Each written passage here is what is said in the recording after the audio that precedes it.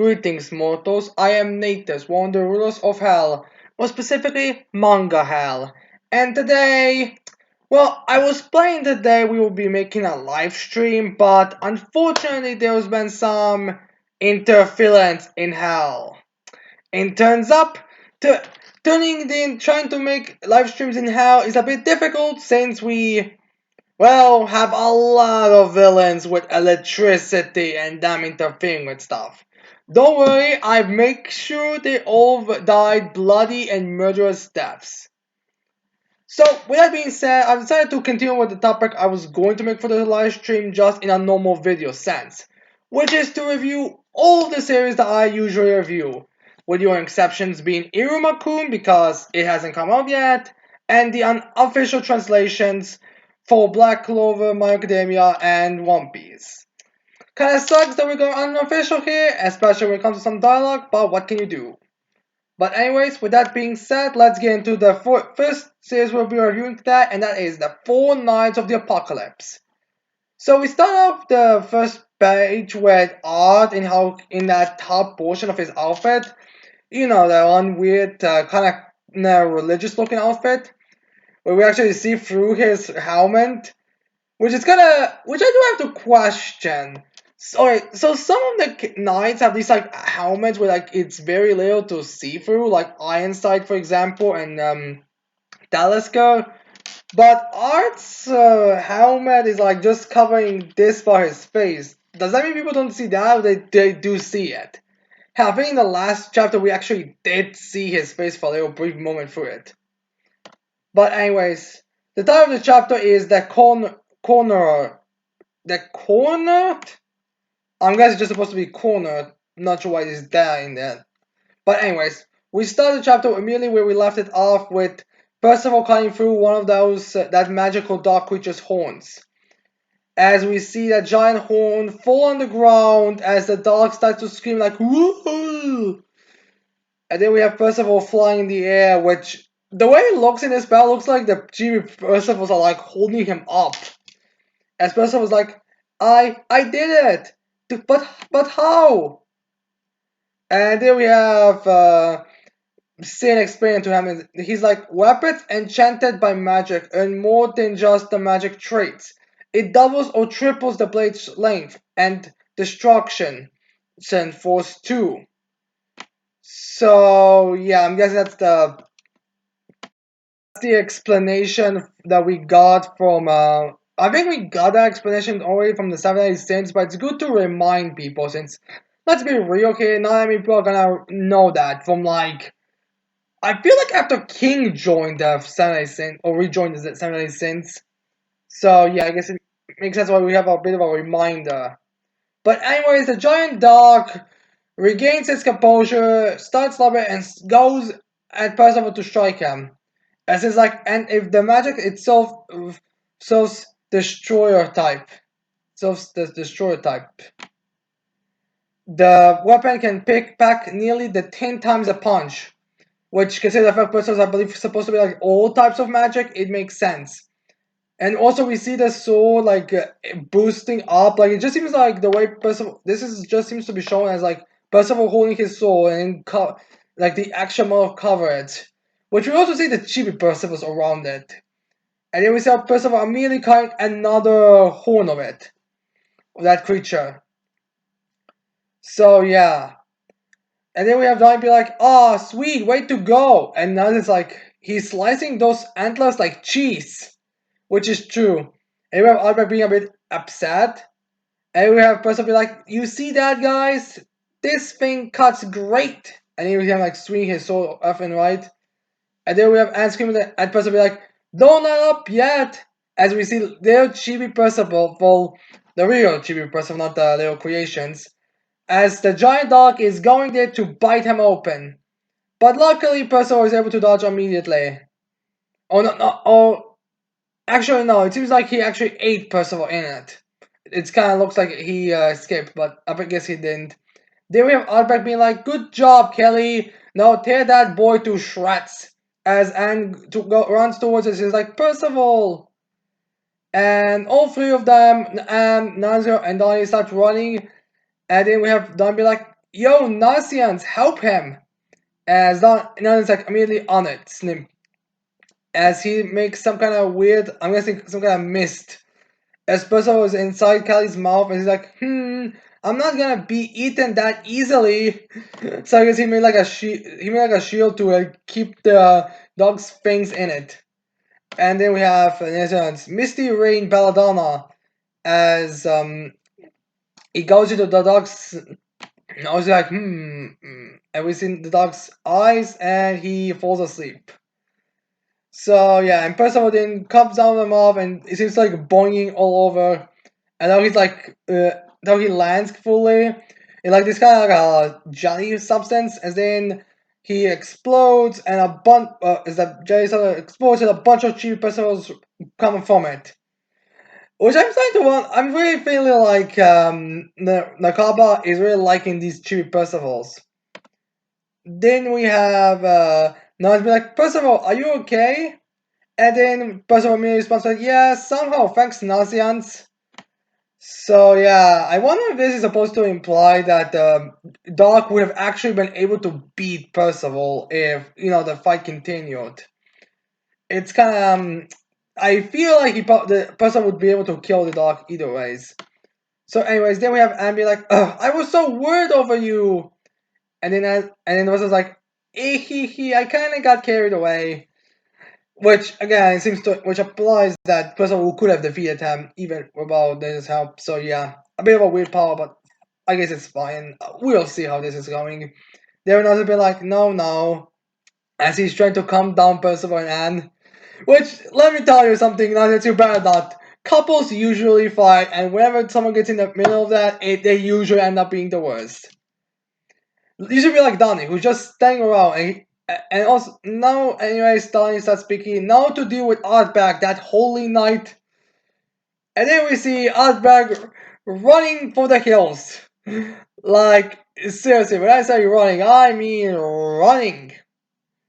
So yeah, then we have Donnie be like, "Whoa, he's running," and I was like, "It's a strategic retreat." And then, anyways, when Arbeck's running, we also see the elder guy being at 1 minute close to the gang, and in the other minute closer to Arbeck. I'm guessing it's supposed to be the doubles or teleportation. Although by this time, I'm guessing it's supposed to be doubles. As we also see Percival's helmet running by. Anyways, then we have Don being like, how about we leave him and be and just keep going? And then we have Percival being like, no, we gotta get that crystal back from him. And then Don is like, alright. And then Anna's like, doofus. To be fair, all this is happening really fast, so he could have easily forgotten. And then we have Percival making his wings again, going fly, and Percival's like, hey, Outback, come out on out and give me the crystal. If you don't want to be them put Dolcemonte and everyone back to normal again. Uh, Alright, I guess it was like he wants to finish this quickly because it's clear that that Arbak is no match for Percival and he clearly is just gonna run. Also, while he's screaming that the Arbak is hiding behind some, I guess the ruins of a building or something. So yeah, then we get a bit of a day. And Percival is in like, now what? I lost him. And then Nas is like, that's a problem. I'm sure he knows the lay of the land better than us. Well, he was a hunter, I believe, in this area, so it does make sense. And then we have the Elder being like, he's likely heading for the Crystal Grotto. As Percival looks at the Elder as she sees his helmet. Nothing to match is the Elder in this panel as well as the helmet have this weird aura, so I'm guessing this has something to do with what the Elder actually is. And then we have Percival being like, oh no, the Elder is like, is this yours? It is not. And Percival's like, my cherished helmet, thanks, Elder. And then I was like, what's this Crystal Gruta thing? And then, Dora asks Sam this, the Percival asks Anne to help him with the helmet, and she's like, all right. Anyways, Al says it's a complex maze of caverns near the village. His en- encampment is likely there. So yeah. Oh my god, don't tell me there's gonna be one of those like 2 chapter long ways of getting around locations or something. Thing. So yeah, then we have Anne like pushing the helmet on Percival. And then immediately after he gets his helmet on, Percival like, then we are off. As Percival then's like, the Grutus this way, I think, is this way, I think. Which is funny. Although in my position, I think it's actually more aligned with Percival. Who cares? And then we have Percival be like, off to rescue Dolcemonte and the gang! Which technically is more the village, not the gang, but fine. So, anyways, then we have Aldo being like, Percival, was it? You know the villagers are demons, and yet you wish to help them. So I guess I was a bit curious because he wasn't expecting the people to react to this way. And then Percival's like, yeah, Dolcemonte is my friend. No, and everyone else was real nice to me too. And since the slogan said, and then the elder continues with, yes, they are gentle and shy away from battle, but they are still from a tribe that dragged humanity into countless bloody warfare. To be fair, that's to be put the blame on devils and goddesses. I would be surprised if there was some blame from other races as well when it comes to that thing. So I'm not sure if that actually matters. And then we have a picture of Anne, who I guess that is supposed to mean like because she kind of thought the same thing as Nonsense looks at Donnie, and I'm not sure if Donnie looks at Nonsense. All I know is that Nonsense says, well, and then a person will be like, you think so? Because I don't see it that way. So I guess I was like, no. As person just explains to him, I mean, just because Grandpa was killed by a human like my dad, that doesn't mean I hate all of mankind. And just because that's a mean holy knight, that doesn't mean I gave up on becoming one. There's a lot of awesome good knights too, like Hauser, as we see Donnie like I guess smirking a bit, like yes, my grand uncle is the best. So yeah, I guess that's like supposed to. The idea here is like, why would I care? Like yes, one person did something bad. Yes, there are some who did horrible, but why would I hate the entire group? Which is pretty good logic. And surprisingly mature for Percival. I mean, granted, it's probably supposed to be one of those like child naive but still. So yeah, then we have Percival be like, so it's the same thing. If you're a good guy, it doesn't matter whether you're human or demon. Exactly. And then we get a panel of Elder, and here we have him close his eyes as he's like, I understand your feelings. And the Elder's like, in that case, I'm counting on you, Percival. And then we have Percival be like, no problem. And as we see this, we also see the stupid horse and Sin being like, the horse like, my stomach hurts, sir. And Sin's like, great, just stay here, okay? Then we have Percival be like, alright, we gotta move fast to the Crystal Grotto. We gotta get Dolcemonte and his pals back from Outback. And then we have Sin be like, I was hoping for more of a chill nap. But oh well, better go babysitting him. And then we have the elder being like, quite an odd lad. Nah, and it seems like, nah, he's just a hick. So I guess Elder and the Sin know themselves a little more, or at the very least, they know. I'm not sure where this is going. I really would like to get like at least some kind of explanation at the end of this arc. What exactly is Elder and Sin's relationship? Even if it's unknown to the rest of the knights or the rest of the cast, I would like to at least know what those two think. Those two are and what they think of each other. Like, is Sin just a human transforming himself into a fox for simplicity? Is the elder like I don't know some being that's like with Merlin or something? I don't know. Then we have the elder looking person is like, but now it makes sense that's a night of the apocalypse. Our boy prophesies to spread hope across the world. Is he? So I guess now there's something actually interesting because up until now, every time someone mentioned a prophecy, they will say they're gonna bring destruction, they're gonna bring doom and chaos and whatever.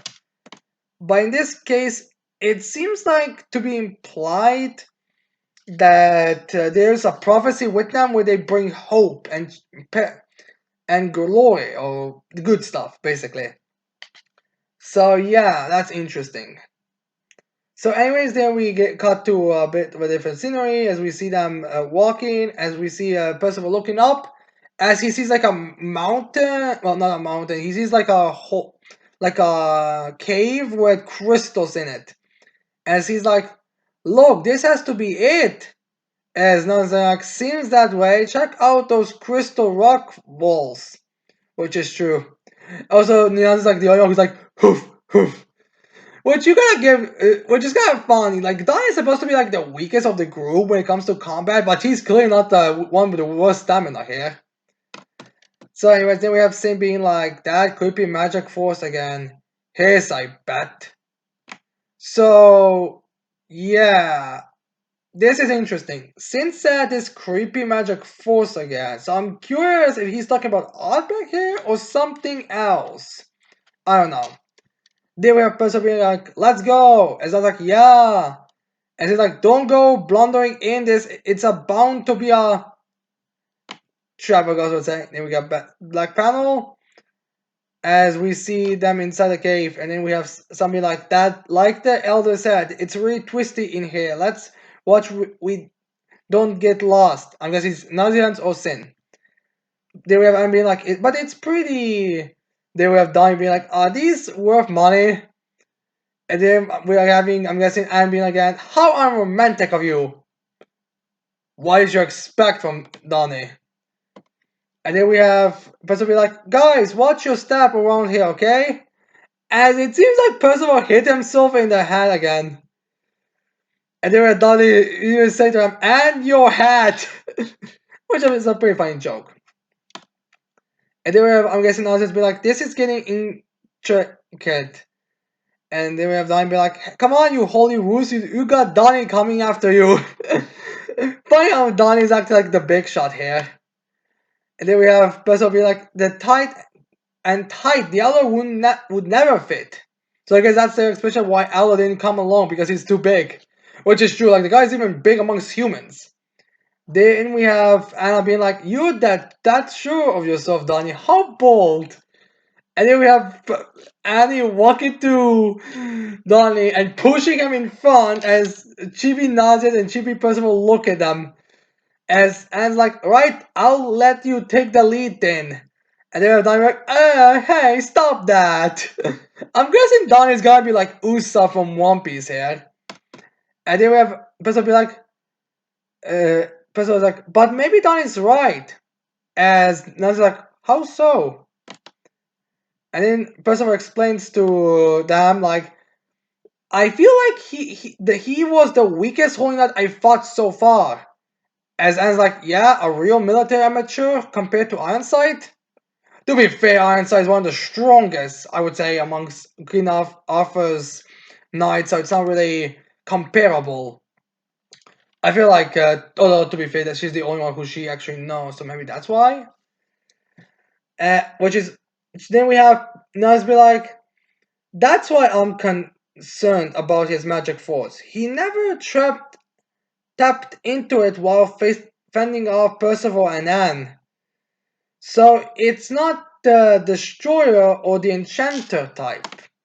So I guess now we have a bit of a strategy going on, a little bit of scheming happening. And then we have, I'm guessing Arthur being like, you got me that to rights. I ain't no fighter. No, that's why I use magic to stop you all instead. So I guess we get a bit of an explanation to Artback's way of battling. And then we have, which, by the way, if Artback's the weakest, then that means that he's weaker than Talisker. So yeah, that's interesting.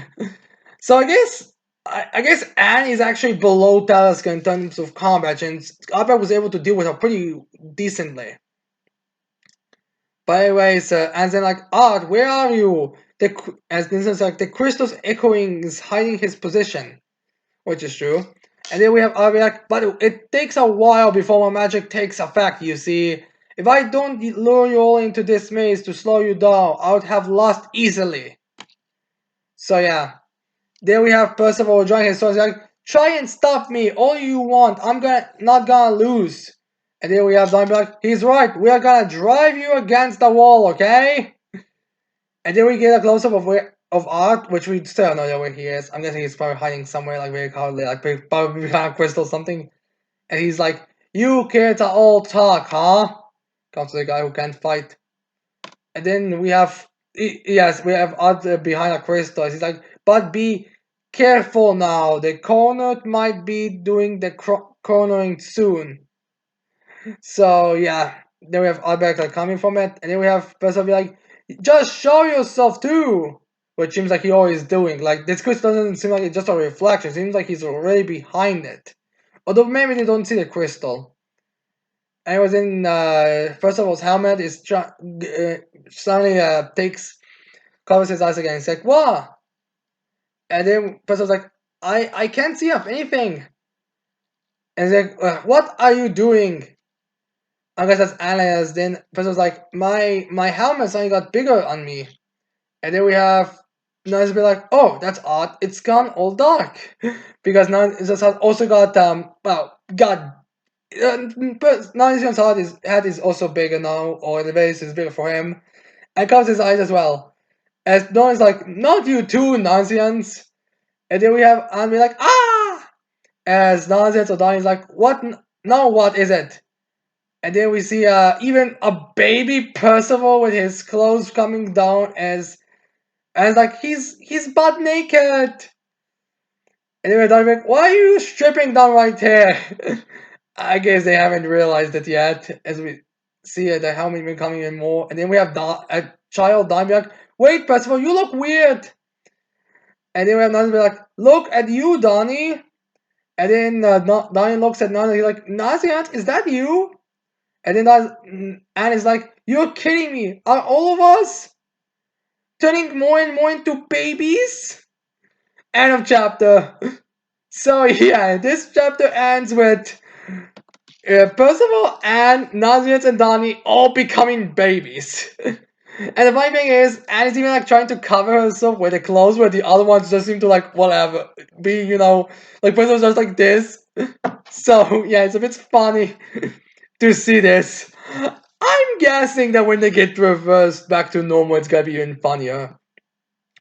But yeah. Anyways, Outback Spa seems to be changing people into babies, which oh please don't tell me he's gonna be like a Lassie from JoJo, where he's gonna be this guy who'll be has an ability to turn you into a makes you younger by a lot of the longer you went under his shadow, but then the guy is so fucking pathetic that a fucking baby with a stand could beat the shit out of him.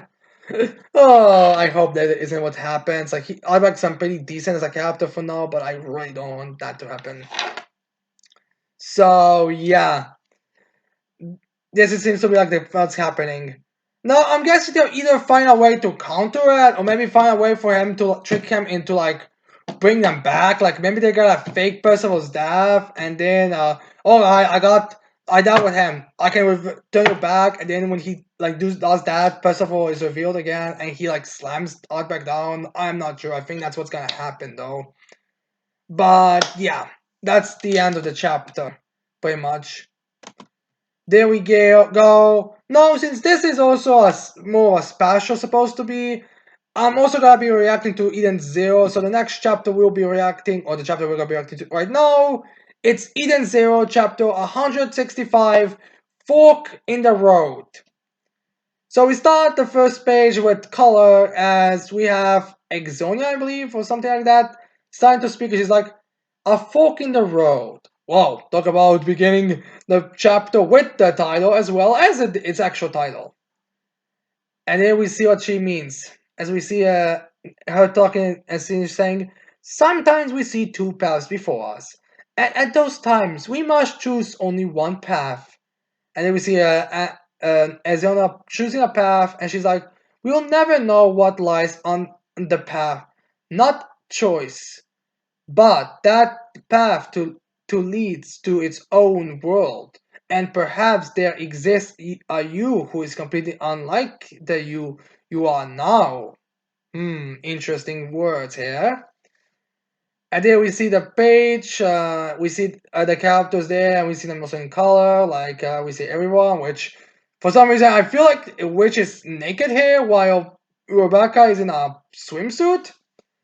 Which I wonder if this is gonna be like the Eden Zero cat as because this everyone outside Laguna and that mentor for Rebecca are here. So I'm curious if those two are gonna be like permanent additions, since I believe those are just like guests right now.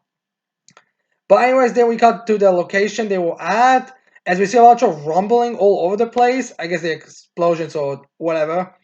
As then we see Shiki looking around, we see Ziggy on the screen and him taken away. And then we see Shiki as we see his eyes closed because Showa destroyed it. And Shiki's like, "What do you mean bombs?" And then I guess Shiki wasn't aware of them yet. As Rebecca then says, "The bombs Showa and Nero were just talking about." So I guess Shiki forgot about them. And then we have Pino being like, 20,000 antimatter bombs on this planet. So I guess there was no bluff from Nero when he was talking to Shoraya. And then we have the bomb, one of the bombs being like the one that Ziggy brought, being like detonation in 20 minutes. And then we have Happy being like, we have to hurry and get out of here.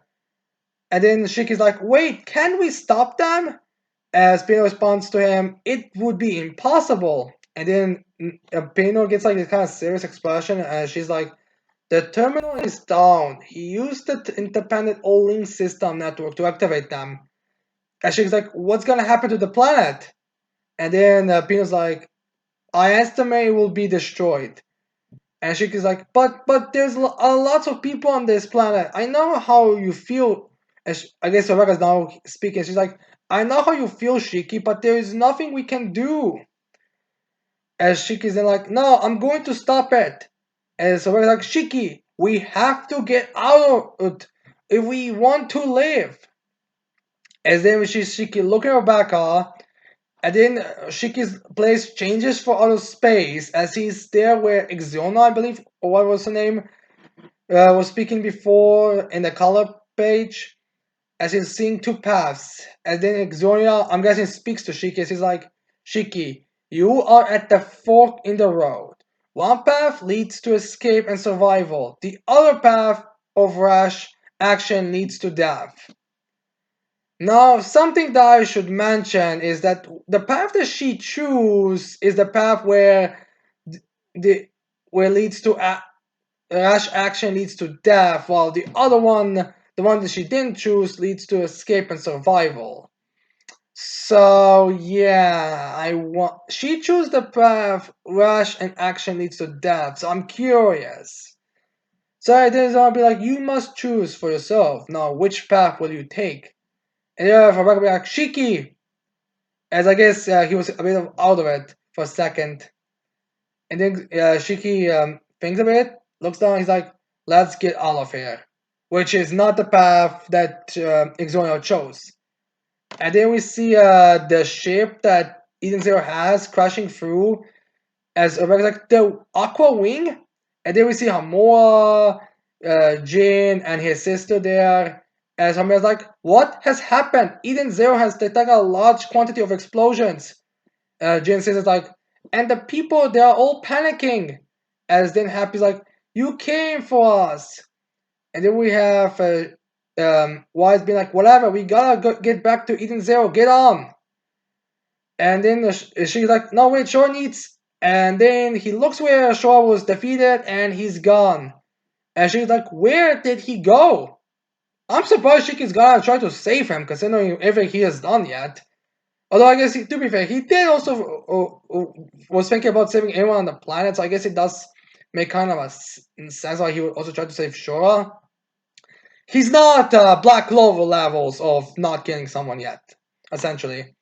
Then we cut to the outside city, and then we have, I'm guessing, a news report, as the news is saying, this is an emergency broadcast, as large number of head sources were detected under the surface of Neo 66. The residents of Neo 66 are advised to evacuate immediately. I repeat, As we see a bunch of like ships, cars, or whatever, like just driving away for, I'm guessing the spaceships or something. Needless to say, everyone's in a panic. Then we see the four remaining members of Ocean 6, because I think, okay, the robot was killed, and the guy who was fighting against Japper was also killed, or maybe he's knocked out. Although, to be fair, he might be killed at this point. I don't know. Anyways, they're in a ship as the one who was fighting Wiz is seems to be driving. Also, Lyra put her pants as well as her coat back on. Surprised to see that she had time for that, or priorities for that. I guess they weren't knocked out for very long. Anyways, then the guy who fought Wiz is like, well, this turned out to be a real mess. And then he's like, it's a good thing I got this escape pod ready just in case. So I guess he was expecting that he would probably have to run for the hills at some moment.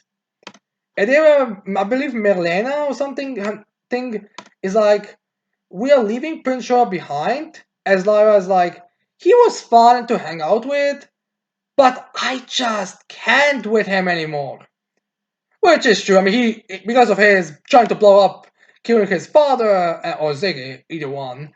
He pretty much ended up blowing up this fucking planet, and now they have to run for the hills. For God's sakes. Anyways, then we have the guy who fought Jin, starts saying, "I've ordered the soldiers to evacuate as well. I hope they'll make it out alive." So yeah, I guess it's like, I guess they might still be a force of the crew later on, but we don't know. So then we get some space battle as we see the Resistance and the Justices group fighting a giant space worm. As we get one of the members be like, its energy is fully charged, as he blasts off towards it. Although maybe not, he one ship just towards it. As the boys there, Dylan, as the Dylan starts screaming like, you monster!" As he thinks of his girlfriend that got killed in a couple chapters behind, as he's like, how dare you take Fuena from me, as he runs towards the thing, as some other of his members are like, he's not gonna, and the other one's like, don't do it, as the eraser looks in shock, as the Dylan is like, we won't let you beat us, you evil oppressive empire. Our corpses will have the way to freedom, as he hits it and it blows up. As one of the men is like, Dylan, as he starts to cry. Then one of the Justice's members like, the sea serpent stopped moving. And Justice then like, Eraser, now. And then Eraser's on, it has a bit of sharp behind his eyes as he's on top of the ship. And he starts to erase the explosion. And then we have some of the Imperial soldiers be like, impossible, the Empire's most powerful weapon! As the thing's completely vanished. And then we have the guy who was screaming Dylan being like, to go to hell, Imperial scum. And then we have a high-ranking member of the Imperial soldiers being like, curse you, Interstellar Union! Curse you, Rebel Army! You are dealing with the Nero Empire! As they continue blasting all over the place. As a racer, we get a panel of a racer, one of the Resistance, the Commander, the Justice Group, as well as some of the Imperial soldiers. And so I was like, what the? Another Resistance member, I'm guessing, being like a broad range open transmission. And then we have Eden Zero as Hermit starts to speak. This is the Demon King's battleship, Eden Zero. I am addressing all combatants in the airspace above Neo 66. And they were just be like, the Eden Zero? And someone then is like, I advise the Interstellar Union, the Rebel Army, and the Imperial Army to create a ceasefire and leave this sector immediately. And then we have, I'm guessing, either the Resistance members, because that's where they are dressed. They're like, what is she talking about? And then Hammond continues with, Shura has been defeated. His plan to use the all-link system to destroy all androids in the Ion Cosmos has been stopped. And at the Tempo Nero has been defeated as well. And the Empire is beginning to fall. And then we have the Empire soldiers be like, that's impossible. His Imperial Majesty? Are you saying the Empire has lost? As we see the leaders of the Resistance be like being shocked. While the rest are like, is that true? We did it! Fire, we finally beat them! We beat the Empire! And then we have Hammer be like, the war is over. There is no longer any need to fight. And then we have Hammer continuing, however, 20,000 antimatter bombs are at the t- bombs are set to go off on Neo 66. They will detonate in just a few minutes. As we have the Imperial soldiers be like, what? But those are supposed to be at a temple. So I guess some of the soldiers were aware of Shaw's plan. Odd. I wouldn't think such a low-ranking soldier would be trusted with such information. Although I guess that does explain why Neo was aware of it. Plot twist, no, Shaw. Do not give information out to some members who are very easy to be interrogated through. Then we have him continuing with, one of these bombs alone has the power to destroy this planet. 20,000 of them will obliterate this entire sector, and possibly some neighboring planets as well. Wait, what? Who the fuck makes a planet-sized bomb? Are those people insane? I mean, it's like a waste of resources and who knows what. I mean, granted, it's a perfect interrogation tool for someone, a great ultimatum move, but still, like, my eye, what the fuck were they thinking when they built that? Imagine if someone like spawned them from One Piece would have his hands on it. You probably have blown everything up. I mean, hell, imagine like a explosion in the factory or something. My god, that sounds like a recipe for disaster. Anyways, then we have the guy who's about Justice Group being like, you gotta be kidding me. Then we have Kermit continuing with, there is no reason for enmity in the AI cause C. Leave this era if you want to live. Then we get to the group of Imperial soldiers, as then one of the members like, Admiral, the skies are packed with evacuees from Neo 66. So like that confirms that like it's true. And then we have the Admiral be like, oh, sweating. And then I'll be like, is she saying we've lost? And then some other soldiers just be like, Admiral, request permission to withdraw. We don't want to die. And then we get the Admiral trying to make that badass speech where like it doesn't matter if we die. Our lives are matter for like. Actually, I'm just gonna tell you what he says. We fight for the Empire. We will stay here until our last. And he immediately gets hit in the head. As the soldier's like, it's over. We lost. So yeah, it's funny. Which I gotta give it this Admiral. Like he's one of those characters who you gotta respect at least for consider how much honor he has. But it's very funny how even the crew are like, we lost. It's over. No more. We don't live anymore. Anyways, then we have now we have, I'm guessing, judging by the panels, I think this is supposed to be the Justice Division, as they're like, I'm speaking for the Admiral of the Imperial Fleet. All Imperial ships are now ordered to leave this sector. Make survival your top priority. And they will also be like, intention all interstellar Union ships. I order you all to leave the front immediately. And then we have just be like, alright, so you actually believe these people? So I guess justice isn't what it is. And then we have I used to be like, I seriously doubt they're lying. Which to be fair is true. Like the battle is basically, alright, just run away. Like there is no reason to stay. And then we have just to be like, Kree and Jesse are still on Neo 66. Would you abandon them? So I guess that's why Justice is a bit pissed. Then we have uh, Jesse going through sound only is like, Justice, sir, this is Jesse. I'm no longer on the planet's surface. And Jesse takes a note of it, and then we have that other guy be like, Jesse, you okay? Is Creed with you? And Jesse's like a bit, he doesn't say anything, he's just a bit silent since, he's the one who killed Creed. So I wonder if he's revealing that information or if he's gonna keep that hidden and it was gonna come into play later. And then we have someone being like, I'm guessing a rest be like, let's go, Justice. Then we have the resistance responsive with the cat guy being like, time for us to get that down too. And the other end being like, it's too much, it's more than I can take, but we. And then we see them flying away. As we see a bunch of ships like going away from everything. As well as we see like Eden's Zero there being like, and then we have System being like, looks like it all worked out somehow. So I guess even they were not expecting it to go for them all to like leave so easily.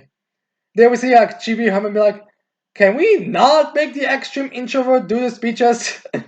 Which is true. There we see Jin's sister be like, as someone then asks, starts to speak saying, "The Empire appears to have flat as well." And they have always been like, "Whatever, just hurry. I don't want to get caught in that blast." They have Rebecca's master be like, "Do you think that people of Neo City all made it out?" As Moscow is in like, "I'm sure they'll find Moscow." And then we see Laguna think about the princess, which I'm guessing the princess is with Shora or wherever Shora is. I'm not sure if she's trying to help save him or if she's gonna go get revenge or something. Although, considering the fact he was knocked out, I could see her helping, or maybe she's helping him just long enough before she kills him. Because I believe when those strings of love get destroyed, they are actually like these two people start to hate each other. Although I believe Rebecca and Shiki stopped feeling that after they were liquidized and brought back from it. So if Laguna liquidized her and brought her back, it's I don't see if it's actually would that not cancel it? Although that might mean Shaw would hate her, but I'm not sure how much he actually felt for her. We'll see. I'm guessing it's gonna be revealed in the next chapter or two chapters. I don't expect it to be too long. Then we have Jim be like, "Let's worry about others once we have gotten to safety." And then her sister's like, "We will escape."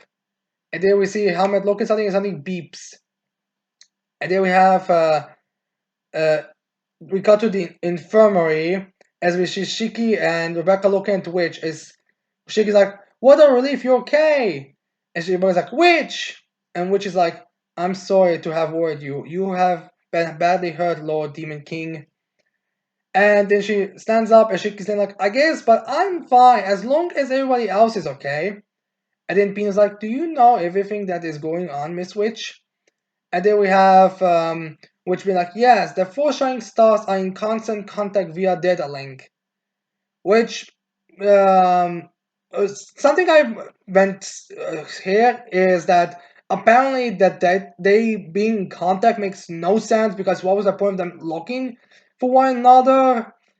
Now, my theory on that is that maybe that was like canceled or like restarted recently, or maybe like at some point they like shut down, which in my opinion does make kind of sense. Since like alright, sister was cut off from the others when she was like the whole fake sister arc, so it's possible that that at that point she was cancelled. Hermit left to go in that virtual world.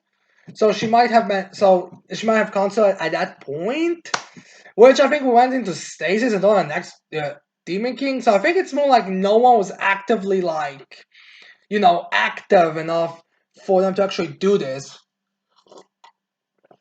Outside of which, well, sister, but she was captured. So all of them were cancelled. So yeah, that's I think the reason why. There we have which being like, "You truly have grown stronger, great Demon King. Strong enough that you no longer need my help." And she starts to blush. Don't worry, Witch, we still need your help. And then she could be like, "What? Why are you?" And then we have Rebecca be like, "What?"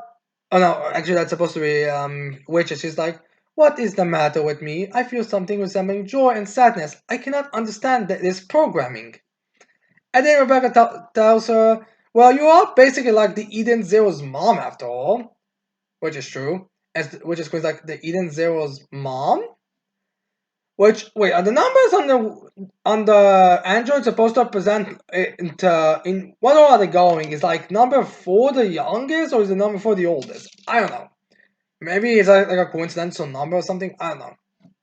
And then Rebecca explained like maybe what you're feeling is like the joy of seeing your child grow with sadness that comes when they start to leave the nest. Alright, that was quick. I didn't know there was a bunch of time skips between it. And then we have which be like, "Oh no, I will not presume." And then we have Shiki be like, "Wait, what? Like I'm her kid?" As Rebecca's a bit And then we have Happy be like, "Not just you, Shiki, which is like a mom to all of us." Well, technically, she's more the big sister of all of the of the Hermit and sister, literally. And I guess kind of Valkyrie, although Valkyrie is no longer with us. So I guess Homea, I don't know. And they which mean like I can accept that. And there's a bunch of doom, like a bunch of shaking. And Shika's like, what the? And then which be like, Hermit, what is happening? As we see Hermit like, oh no. Then Hermit starts to scream like, I don't know, the ship's propulsion units are budging. And Wiz being like, what? As then Homea's like, are you saying the Eden Zero is not working? Then Woods start to scream like, seriously, we don't need to get gone fast or we're gonna be blown to smithereens. As then we see a video and someone saying, Shiki, you made the wrong choice. As we see Ziggy's face, and this time we see how he fully looks at damage that he's got on his mask because beforehand he didn't have it. And this time we see him like this like cracked thing where it seems like he has normal teeth as well as a normal eye. Granted, we don't see much of the underneath it, but it looks normal here. And also it looks completely deranged. And then we have Shiki like Grandpa, as the which is like Lord Ziggy. Which also, in case you're wondering, he made the wrong choice thing. That's probably referring to the fact that Ixonia stated in the last, in the beginning of the chapter, took the path of self-destruction, while Shiki took the other path. So yeah, I wonder where this is gonna lead with these paths. Now, anyways, then we have Zeke with all the Eden Zero's functions are frozen. Oh, there might be her not everything about functions are frozen. It's no use. Zeke has got control of everything. Wait, what? How? I mean, wasn't there like an entire part where he had to? There was a battle with them or something? I don't know. Then we have something like detonation in 1 minute, and then he's being like, use fast travel, and then I was like, did you not hear me? Me say all functions are frozen, and then she sister be like, do something, damn it. As we have Rebecca's master be like, if we don't get, we'll get cut in the explosion. Then we have Homer, Jane's sister be like, the starfight will escape in those. And then her brother's like, all the ship's doors have been closed and locked. As then Homer's like, gah. As it was like, it's over. And Musco starts to panic. Although, aren't you guys strong enough to break through them? Or something? And then we have Brother time to panic as they all, as Pino and Happy like, oh no. And then Zeke is like, this wouldn't have happened if you had tried to stop the explosion. You wouldn't have ended up destroying everything. And then we have Shiki like getting upset. And then we have Witch standing up. He's like, no, this will not go according to your plans. Not as long as the shield of innocence is here. As we see a beautiful panel with the witch. And when I say beautiful, I don't just mean the fact that she's in her underwear. I just mean a very beautiful panel with her being serious. So yeah. Now, there's been some theories from it that Ziggy is Shiki. What's with these blue? Wait, did Pennywise get in here again? Damn it! So yeah, there's some theories if Ziggy is Shiki, although if that is the case, I do have to question why Ziggy has a normal eye where Shiki lost his eye, or there could just be an inconsistency in terms of time traveling, and it would make the whole grandpa thing a very weird thing. So I'm a bit confused on that category. I feel like right now maybe Shiki is related to well, Ziggy is related to Shiki in some way. Like maybe he's a human that's just been like, you know how in some media people take brains or something from humans and they like put them in robotic. Maybe it's something like that, similar to Jane and his wait. No, actually, I think Jane is the one that has robotic replacements. I could see something like that being the case. But yeah, I guess we'll see how this is going. So I guess we'll see. Like this is one of those things where it's very hard to tell what exactly the writer is going with. But again, we'll just have to wait and see. So yeah. Now, as for the whole right and wrong path, I feel like there might have been a 50-50 chance if Shiki went in the other path, where there was a possibility of them, like, okay, it's a 50-50 chance to, like, stop the explosions, although, to be fair, I don't think there was even an explanation to how they could stop the explosions. But, yeah, I guess we will see get an explanation, like, maybe, because I feel like Shiki is gonna wonder, like, what could have I done to, like, stop the thing if it's going to lead to destruction? But yeah, we'll see. Then, then we have the next two chapters of Fire Force, because for some strange reason the newest chapter got out before I was even able to find the spoilers. But yeah, let's go into it, shall we? So we first see um, the the first page is a color spread with Shu and Shinra, as there's some women be like, "It's showtime!" Texas Chainsaw Massacre. A weird reference, as well as Destined Bars bring us salvation. As we also see entering the final arc. Also, the color for volume 31 is Alpha vs. Dragon. Expected. So yeah, I guess we're entering the final arc. All right, that's art, or is it act? I think it's arc. Yes, arc. So a bit of a weird thing, but what can you do, I suppose? So, anyways, we have the first panel we have is a drawing of a priestess holding their hands like this, as we have the narration be like, "Pray and hope for salvation in death." Oh, by the way, this is chapter 288. In case you're wondering, what is salvation? So yeah, so the first page we have Hamea um, Hamea and Evangelist. They're talking to Shinra, as the nation is like, despair brings salvation and salvation brings despair. How can that cycle be stopped? It can be. That's simple. Anyways, we have Hamea. They be like, nowadays it's completely normal to help someone to in the face of danger. The stronger salvation is the stronger despair gets. You should understand, since you're a fire soldier, Shinra. So I guess this is just pointing out at making fun of the fact that, the hero needs someone to be in danger for them to save. Like, you need to be in despair for a hero to show up and stop them. That's kind of the idea here. They will maybe like, this cycle of salvation and despair is brought by fate itself, and the only way out of it is death. So she's like, you're not gonna end the despair until you die. There, she's been a bit nervous as he's looking at it, and then she responds with, "There's no way death is the only salvation. It's impossible. That everyone wishes for death." And Homer responds with, "But on the surface, that's correct. But what about deep within people's minds?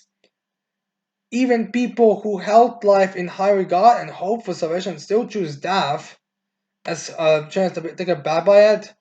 So I guess the idea is like, yes, no one wants to die, and no one says it, but you do kind of wish for death, so just so you can get over with it. So yeah, there we have Homer continuing with, Amaterasu has stopped supported humanity's revival and their prosperity. And you see how much of fire in the sky. And then Homer's like, these two girls are the very life force of mankind, and yet they learned of this cycle and accepted it because nothing lasts forever in this world. And she's a bit shocked as, who exactly is he referring to? She says two girls, and we get our answer immediately with Iris and Amaterasu stab through their chest with a bunch of spikes, and oh boy, Amaterasu is still completely butt naked. Seriously, somebody got a new outfit, but you're not gonna give Amaterasu a new outfit? I mean, my god. And then we see Iris's eyes as they're covered in black. She's looking at Shin, I'm guessing.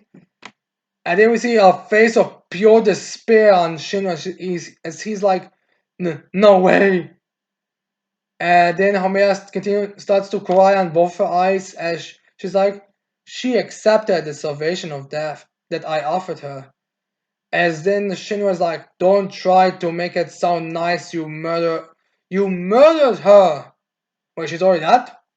I thought she was just stabbed through her gut. Which, it's a weird thing to say that someone getting stabbed through the gut, well, with the chest more likely, equals non-death, but let's be real, okay, it has happened before.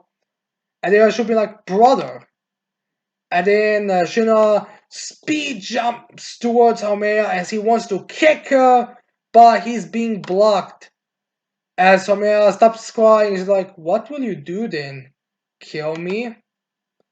And then Shina screams at her, you fucking bad I am, I'm gonna kill you and put an end to this stupid cycle. And then Homea in her new comic explains like, then surely you understand salvation can be brought on through death. And then Shina's like, wait, what? I guess Shino didn't realize that he's basically proving her point with killing her because you're gonna kill me to bring salvation, so you can't bring me death. And then we have Shu being like, stop, brother, you're just playing into God's hands. And then Shino like going back as he's like, stands back and he's like, how dare you kill the sister? I'll never forgive you. And then we see the black smokes leaving the place a bit because when they were first revealed, it was like pure blackness, which I guess is the Amaterasu, to be fair. As we see the two still being stabbed up in the air, and again, you gotta feel bad for Amaterasu. Like, Sherry's not even mentioning her, which to be fair is mostly because Iris is there, and Iris is a bit high on the priority charts. So then we have Shina be a bit nervous or like about to cry, as then Hamea starts to speak and she's like, Shinya, you've always been motivated by rage and revenge. Have you not? The rage of having your family stolen from you won't be erased until you kill me. So I guess she's pointing out, yeah, you hate me because of stealing your family, so why wouldn't you want to kill me? And then she was like, you must not lose yourself to anger. Look at me. I'm with you now. And then Shino like has a face and he's like shaking his like sister. And then we have like a bunch of a flashback with her as we see her like checking him from the first time, her pressing buttons, her like trying to get herself like a the cobra, the two looking at sunflowers and her smiling. As she's like, thank you for your concern. And then we have Shinra grabbing by his chest like and then Shus continues to speak. It's like, you must not follow yourself to be swallowed by anger. As he is angry, as then we see a picture of Hamea as Evangelist is behind her. As she's like, stay calm, brother. As Shina seems to be getting a bit more calm.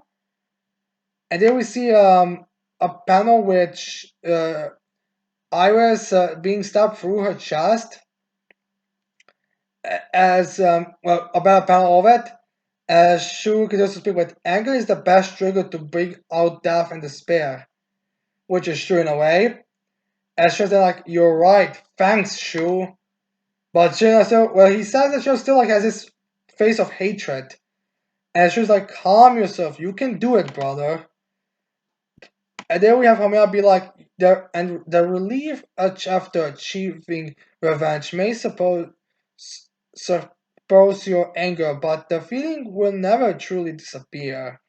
And then gets his sword out. He's like, my brothers fight not only for revenge, but for the sake of human lives. This fight isn't for revenge, it's to protect all of humanity. And then was like, for the sake of remaining comrades. As she was like, brother, it's me. And then we see Shu pointing out his sword as we see a bunch of feathers in the air as he's like, after using my ability, you can move right. And Shin was like, of course, I'm your brother after all. And then we see the two jumping in the air, going for a strike. And then she was like, let's end this. As Shin was like, for our comrades. Or in Shu's case, for Arrow. And there we go. See both of them striking. Again, and Hamea. As we see Shino's feet and Shu's blade stop, and then being sent back. And then Hamea says, "Did you do something?" I guess just mocking them the fact that that she wasn't able to strike her down. As then she was like, "My blade, Shino, my kick." She was then like, "Only you and I can move during the stop time." And then she was like, "Hamea didn't move an inch." And then we see a panel of the ending of the chapter where we see Hamea below Otomasa as she was like, "And yet our attacks didn't reach." So I guess it's not that they didn't reach, it's just that they didn't get hit. So, alright. Then with the next chapter, because for some reason the second chapter got released earlier this time. And then we have the title of the next chapter becoming one. And then we see a picture of an angry man be like, "Enraged leader." And then it should be like, "Burning with rage, face against God." What's this? Then we have and then we have like the bitch black smoke being around it, and it seems like Amaterasu was made again, which is odd. I've already disappeared. There should be like, "I attacked her during stop time," and she was like, "Yeah, me too." And then "What did you do, Homea?" And Homea responds with, "Not a thing. My existence has been here and only here, just as despair has always existed." And then Shino's like, "Don't play with me. What did you do?" She was like, "The only thing that could make this happen is Inka's ability." What? Isn't Inka supposed to be that? And then we have Homie be like, "The souls of other pillars are with me now," except for Notako and Shinoshu. And then we have Homea sending Blash as she's like, "And of course that would include Sumera," as we have them blast Shino and Shu away and far, far back, as we have them on the floor, as then we see Shino bleeding from his mom, be like, "God, Kun!" And then Homea will be like, "Would you, the savior, prefer to die in a place of me, the saint? Either way, the spirit will arrive onto the world all the same." To be fair, if you want the spirit to arrive in the world, you probably have to deal with Berimaru and the others a little faster, because right now the only force that's a threat there is you, who is inside this cocoon. And they're going there to slash, and for some reason it does also misses, which, alright, Ika's ability allows you to like predict where the next attack was gonna come from and fire, but why is it this time she's not even being like moving at all? Like, does she like move, like take one step forward, like in speed of time or something?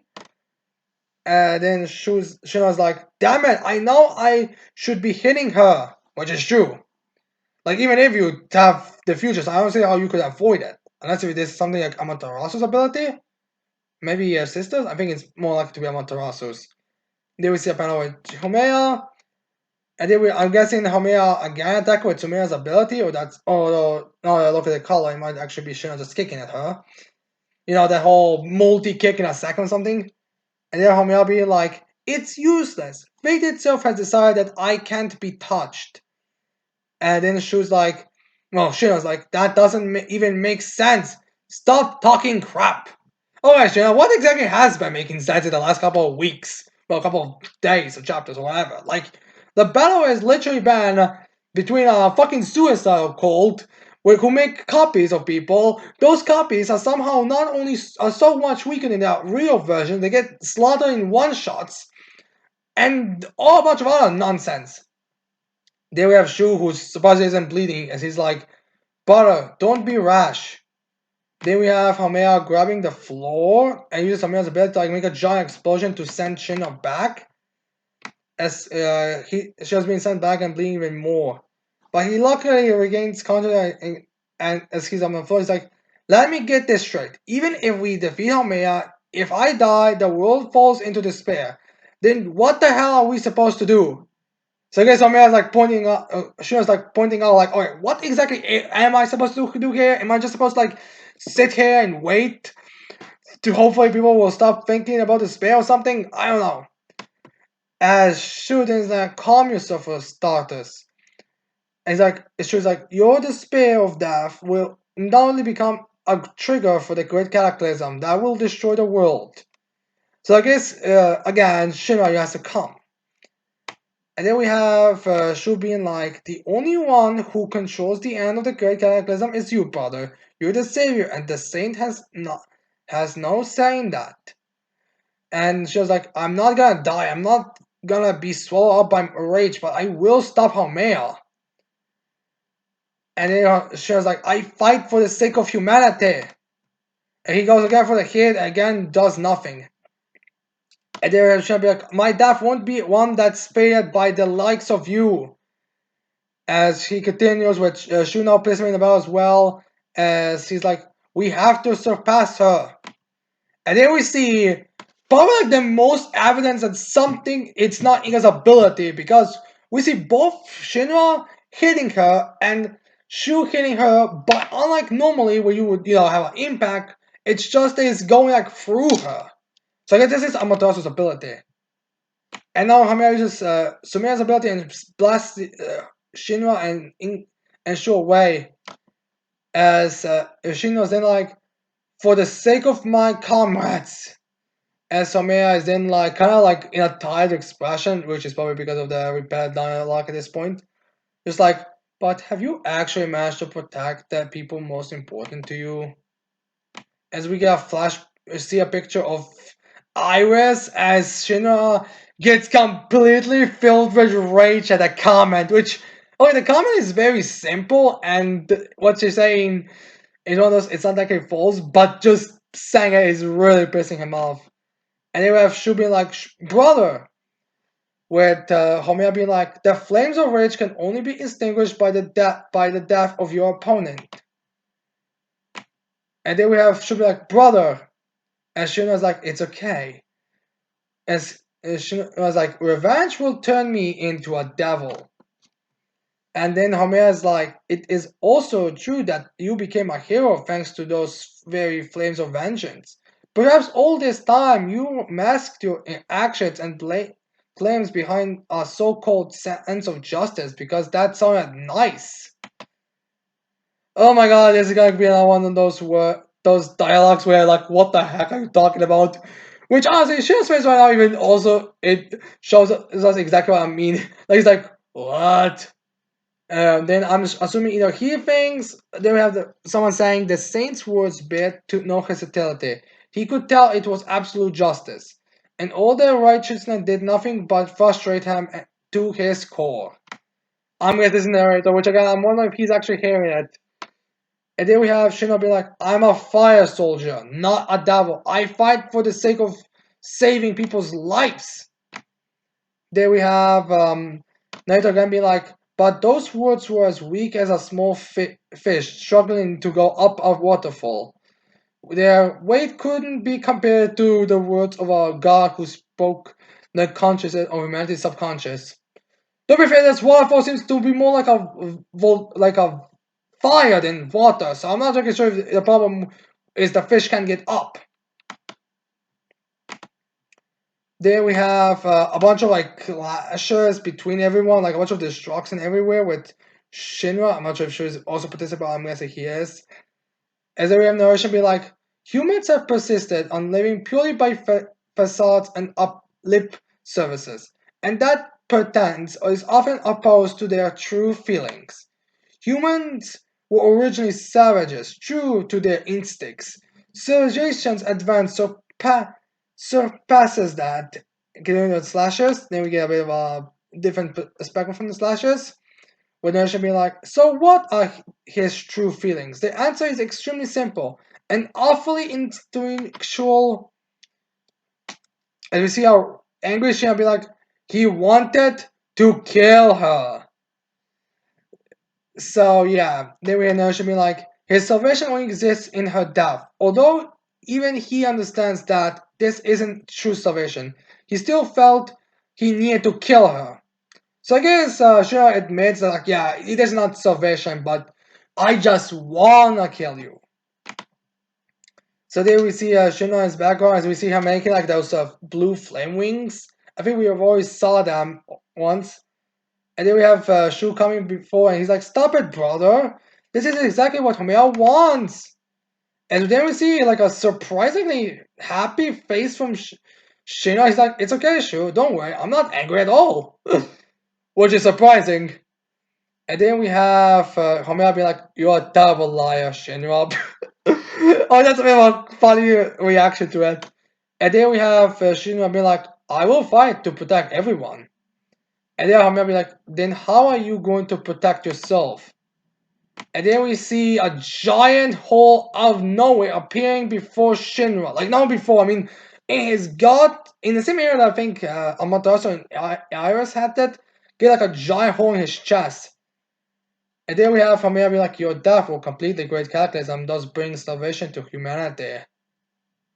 And then I should be like, "With a single attack, humanity's hope takes a critical blow. Can the destruction of the world be stopped?" And the next chapter story is Piercing Hope. Well, that's true. Literally. So, yeah, this is how we end the chapter.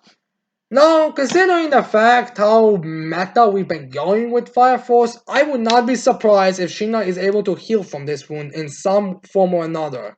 Like maybe he thinks, if I'm the hope and savior, things like a wound through my god would mean nothing. And besides, if gods exist, why would it be wounded? But that's just my theory right now. I'm guessing he will come back. Like some people saying that the ending of Fire Force is gonna like be a tragic one to like set up a Soul Eater or something, which it's possible, but I feel like it's gonna be a bit different from that. In terms of the grade, I don't think like it's gonna be like ending. Like maybe it's gonna be like a lighter, like a more light ending to it or stuff like that. But no, I don't think it's gonna like be some kind of tragic ending or something. And besides, the last chapter was only the final arc, uh, final arc beginning. So I'm not exactly sure why exactly why like this arc would be like a couple of chapters long. But yeah, anyways, this chapter was pretty just action packed, going a little bit more with she knows how much he hates and everything. Hamea and going to kill, and I'm guessing we're gonna focus on how on the reasons behind Shino's gonna what Shino's actually thinking. Like, is he actually telling the truth when he's saying, "I'm not, don't worry, Shu, I'm not angry," or if he's actually lying? I feel like we're gonna get that in the next chapter, and also probably some kind of like a Jesus Christ symbolism or something. I mean, yeah, we already have his death here, so that's very likely. But anyways, now let's get to the unofficial translations for the chapters, and that of course being Black Clover as the first one to start off with chapter 311, Returning Alive. Are we already bringing the Dark Triad back from the dead? Kind of fast. I was thinking there's gonna be at least a bit of a gap here, but fine. Anyways, the first panel we get with this chapter is Xenon's eye and Yuno's eyes, as the nation's like a deadly decisive attack. The conclusion of Yuno versus Xenon is. Then we get the panel where we see Xenon's heart being cut in half, as the nation's like, oh, Xenon is like, ever since I first met you, something about you reminded me of myself. I'm guessing people are gonna mention the poor parallels between Xenon and Yuno that have been in his flashback. So yeah. There we have Xenon bleeding from his mouth. As Xenon's like, you and I, where do we differ? And then Yuno is like, thinks about it a minute. And then Yuno responds with as his whole same stage or his whatever his fucking form is.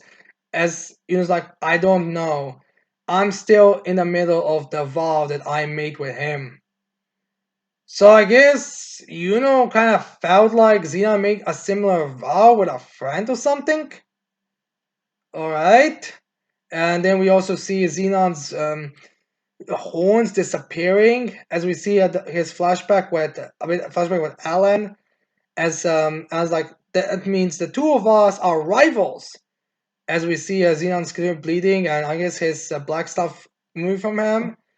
And the moment with that, that fist bump they make, let's see who becomes the commander in chief, which is not the president of America. And then we see Xenon's body falling to the ground as it seems to slowly disappear like the rest of the demons. Then we see the building where I'm guessing that Xenon and were fighting at beginning to get completely destroyed again. Then we have everything collapsing, and then we have us to be like, "What? This whole place is collapsing?" As I guess they've just finished their battle. Alright, just how long were they there?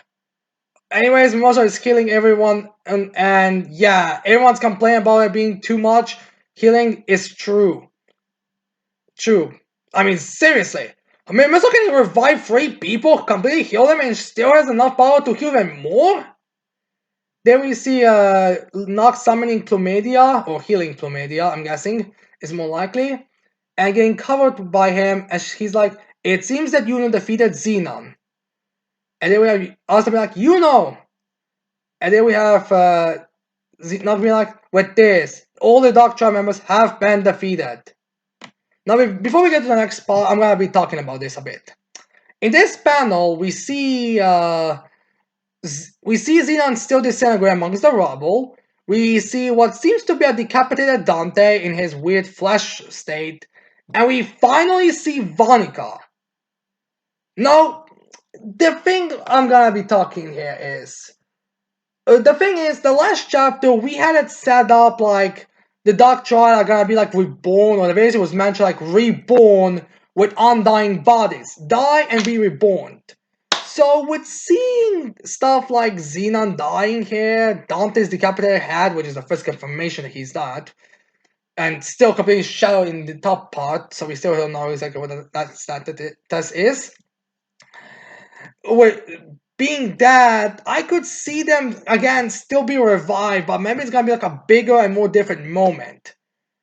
As for Vonica, I'm not sure if this is like just so, but alright, so from the panel that we see with them in the beginning, where it seems like there's like a bunch of Snow White or a bunch of like plants or grass something, Vonica still seems to be there, but I'm pretty sure she's in a different location. Well, at least not. Well, she's in a different area of it, because in the last time we seen her, she was more like close to the blast range, like a bunch of like the hole. But here we actually see her be in a little bit of a different area, and we also see some of the black gunk coming from her body, which also, by the way, she's still like covered by that black stuff that covered her when Majika was manifesting.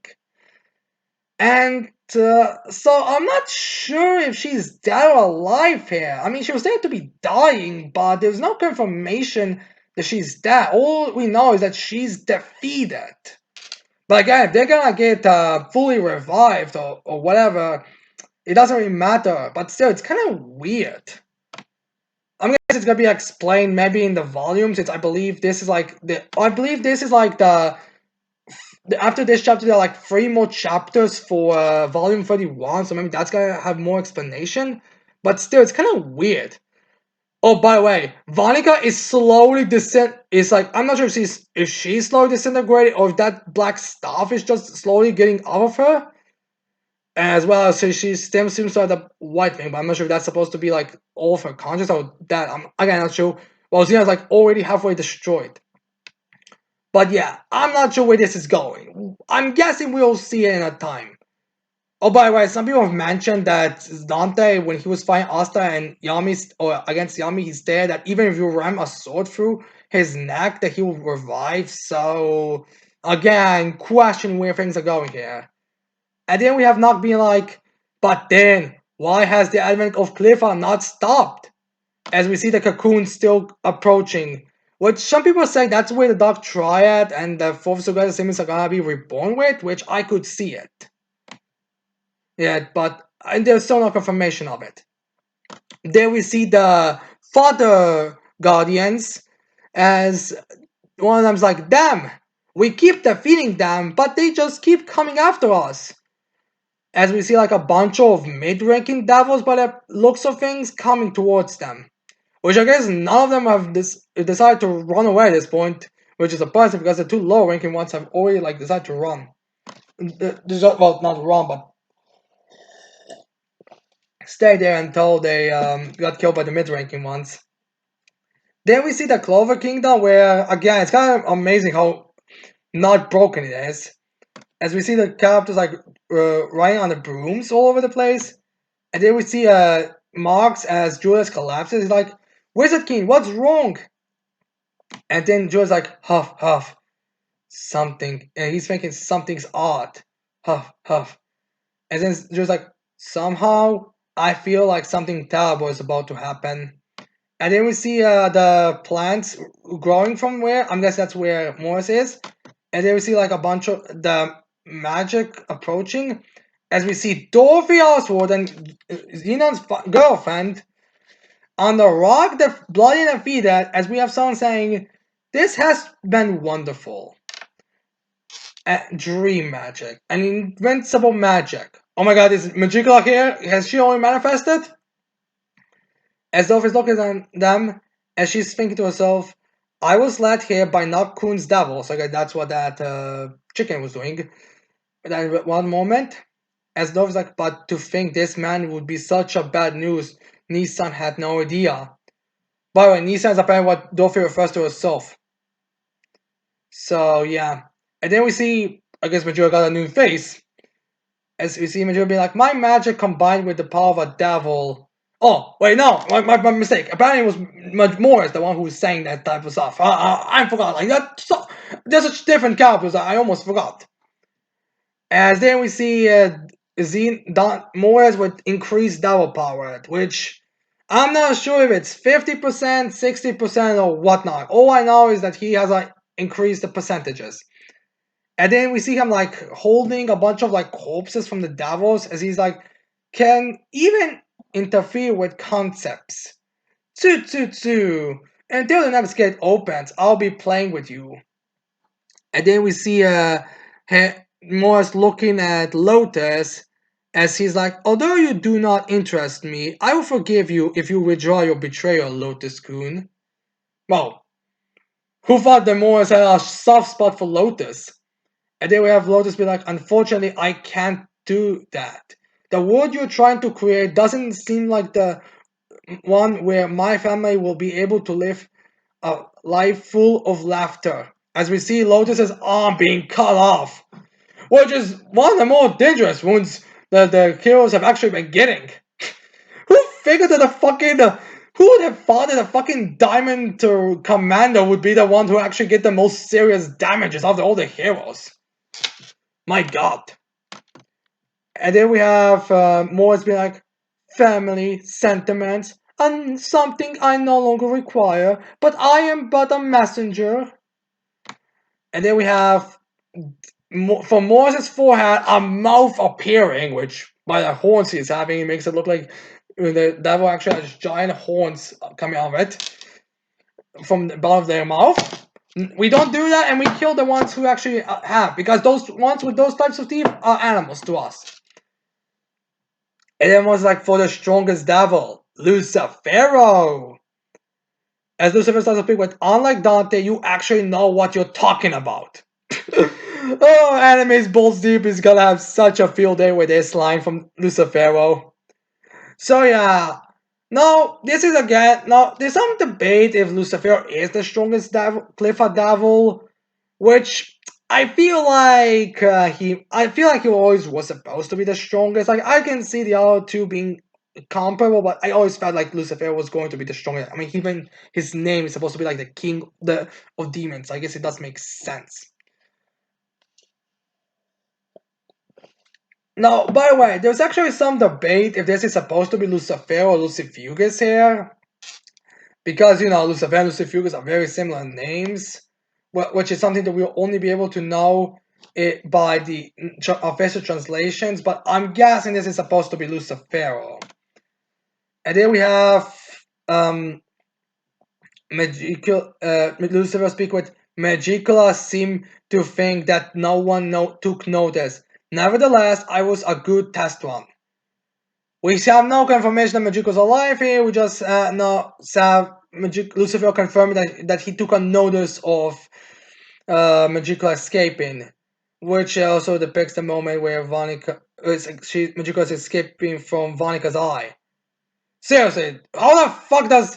Alright, why the heck though? Are we seeing three different panels, or at least two different panels with Magicula coming out from Vonika's eye?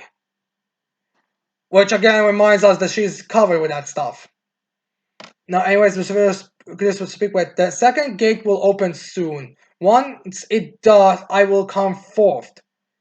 Which is true, by the looks of it does seem to be very close, although there seems to be a gap between the wall thing and the ritual thing. So I'm a bit curious on why exactly there is not, how exactly that line is supposed to represent, I believe, the gates not closer. And when will the fucking high ranking ones come on? Because right now it's still just middle ranking ones. And then we have Mose be like, I remade the Tree of Clever with my magic. The Dark Tri are no longer required. I bet you could have stolen them before, so they would not need to worry about staying in one place. I guess this means that Morris has like a similar magic type to Gray. Gray, considering kind of the similar concepts as when Gray, as Doctor R was checking Gray's ability. Then we have a panel where um, we see Yami and William like starting to their biasing start to crack as more starts to speak with. All we need now is the magic of and life force of Yami and Vangeance, and the gates of the underworld will open.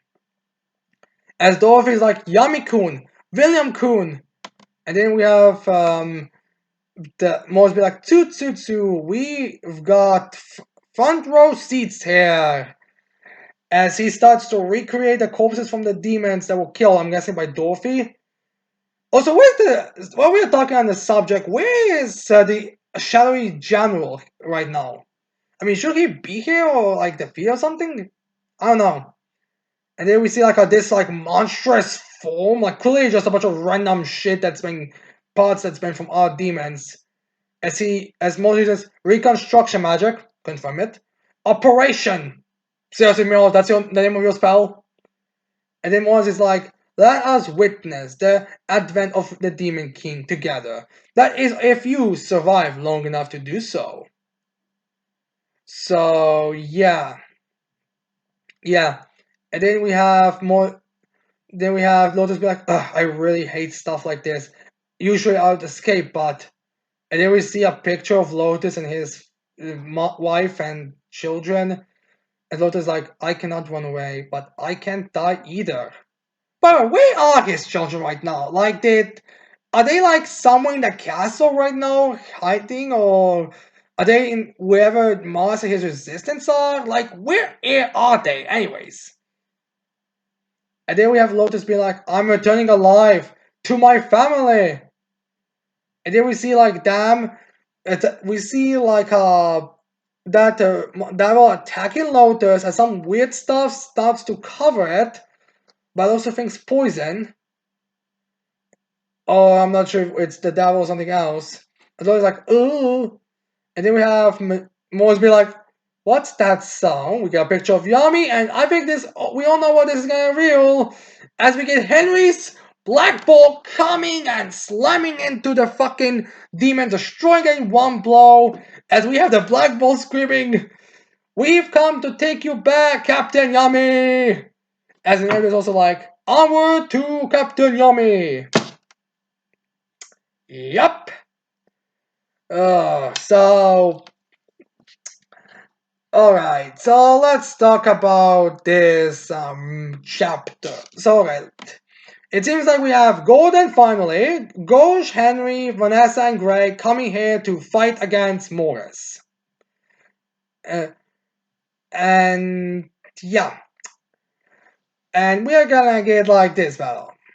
As well as I'm guessing Dolph is gonna participate in this battle because she's there, and from what we see in this battle, she seems to still be pretty conscious and still be like, in for lack of a bad term, in battle ready condition comparably to most things in the story.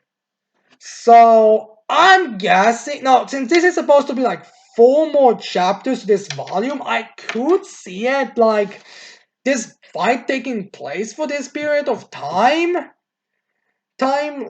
because for chapter that's some time, although after this chapter just three more chapters, but I could see it taking place for right now.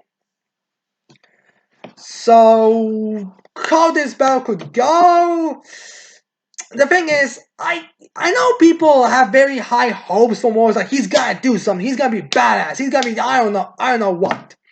And I'll be honest, this group that's right now, I could easily see be like similar to how Langres and Thanos group was. But considering there's no actual threat for the characters right now there, and they're such a large group, and now they have no reason to like steamroll towards Morris right now. I could, and the fact there's like a giant hole now because of the Blackpool's base, I could easily see them. Not mention the Jax guy and who knows what else. I could easily see them like defeating Moaz in this volume or maybe the next volume, similar to how like Dante's battle was like the first majority of it was in volume 29, and then like the end of it was in volume 30. I could see something like this happening here. Like, I don't see that like that. I don't think that's gonna be the shocker, and I also believe Lucifer is gonna. I also remember hearing that apparently by the second gate, Lucifer is gonna escape. And okay, here's the thing. What I think this despair might mean, it might be something that's like we think it's Morse, we think it's Lucifer. While in reality, it's possible that it's the other demons. Like, if Lucifer noticed, why couldn't the third gate devil, fourth gate devil, fifth gate devil, like, notice? I feel like it's possible that the other ones will participate as well. And again, I could also see these, like, undying bodies thing that was mentioned about the Doctor in the last time, or in the last chapter with his brother. I could also see that coming into play for it, like, once the gate opens, their bodies are gonna be reanimated. Like, that's something that will accidentally happen or something. I mean, even though Xenon's, I'm not sure what's gonna happen to Xenon, but I'm guessing they're all gonna survive. I'm guessing they're all gonna, like, somehow be brought back because, there's enough plot holes you can do that. So I could see it, like, the plot was gonna be like, this is how I imagine it. I imagine everyone having, like, this battle with Morris, them defeating Morris, and then just be like, we finished it. And then when they were saying that, I could see, like, the end of the fight, the whole thing, be like a big explosion as we see, like, the Dark Triad coming back, the fourth sibling coming back if he's dead, and the second gate devil coming out. Granted, that might feel too much like, the first part of the story, or the first one was more like a preview to it, nothing else. And to be fair, I would say it does make more sense to keep the Dark Triad alive, especially if you're going to develop them more when there's still a chance to bring them back. Or maybe it's going to be later. Like, I'm not an expert. Like, I honestly thought like Dante was going to make the contract with Lucifero, but we'll see what's going to happen. Right now, I wouldn't hold my hopes for Moes. We'll see if it happens. If I'm wrong, then I'm wrong, but that's pretty much it. Now, anyways, with Black Clover done, let's go into the second to last chapter to talk about, and that is, of course, My Hero Academia, with a chapter titled America, which also the chapter's number is 331, but all that matters is the America part. So yeah, anyways, the narration begins with the battle between Stripes and Shigaraki intensifies as we get Stripes being sent back by an explosion as we see her being in the air, regaining her guns like, she's like, his hair suddenly grew. What's this punk's deal? Alright. And she lands on one of her fire jets. Or is that? Oh no, actually that's Shigaraki. He's on one of the ships. Supposedly the pilot and the ship survived. And you we see like this kind of more martial as former Shigaraki with this very long wavy hair in his cape as well. And Shigaraki starts to speak with or the being starts to speak whatever the Shigaraki is, be like, I understand your new order now. It may be known as the strongest quirk, but there are still limits to it. I'm guessing that the official translations are gonna have something like, it's known as one of the strongest quirks in the world, if not the strongest. It may be the strongest, something like. I'm pretty sure it's gonna be a more vague term, although to be fair, they didn't know about all for one and one for all, so maybe that's the reason why. But anyways, we have Shiraki saying, America's number one hero stars and stripes. Her quirk is kept strictly confidential by the government.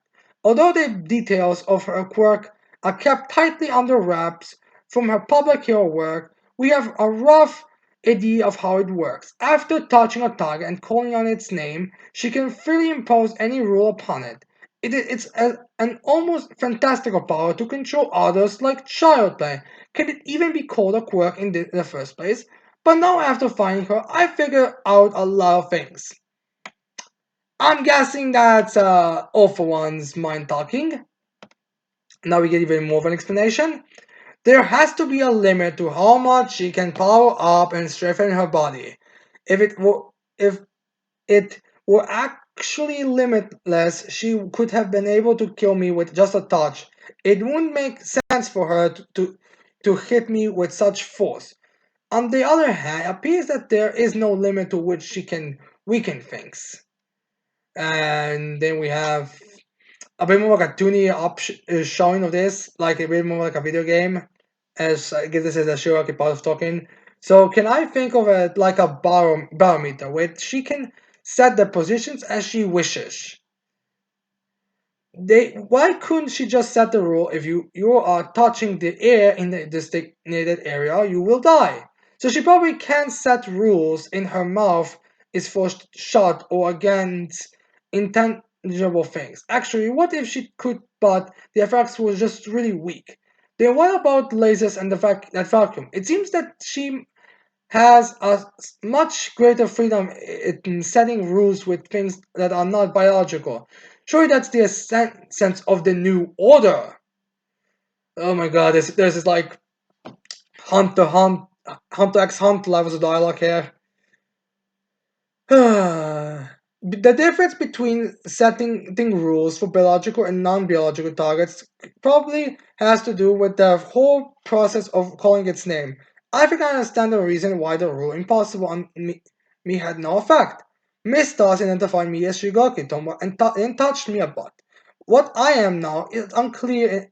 Am I Shigaraki Tomo? Am I All for One? Or am I Shimura Tenko? She can impose a rule on an animate object which have an identity by calling out their name, but their object must also recognize themselves by that identity. And for animate targets, Miss Stars is able to one-sidedly impose a rule based on her perception of it. Can she really only have two rules active at once? How big is her range? I wonder it can be applied to Monchan too. Monchan? Mon was the name of the circus dog that he tragically killed while first awakening his quirk. I guess they're right now the answer on who is Shigaraki. It's all three of them, which, one we're starting with Monchan, there's actually a drawing by by Hakoshi where we actually get to see how would Shigaraki with Monchan's hands work, and the way it basically gave him was like little ears, which honestly, past Shigaraki with Monchan's ears would just look hilarious. Hands as ears would just be hilariously cute.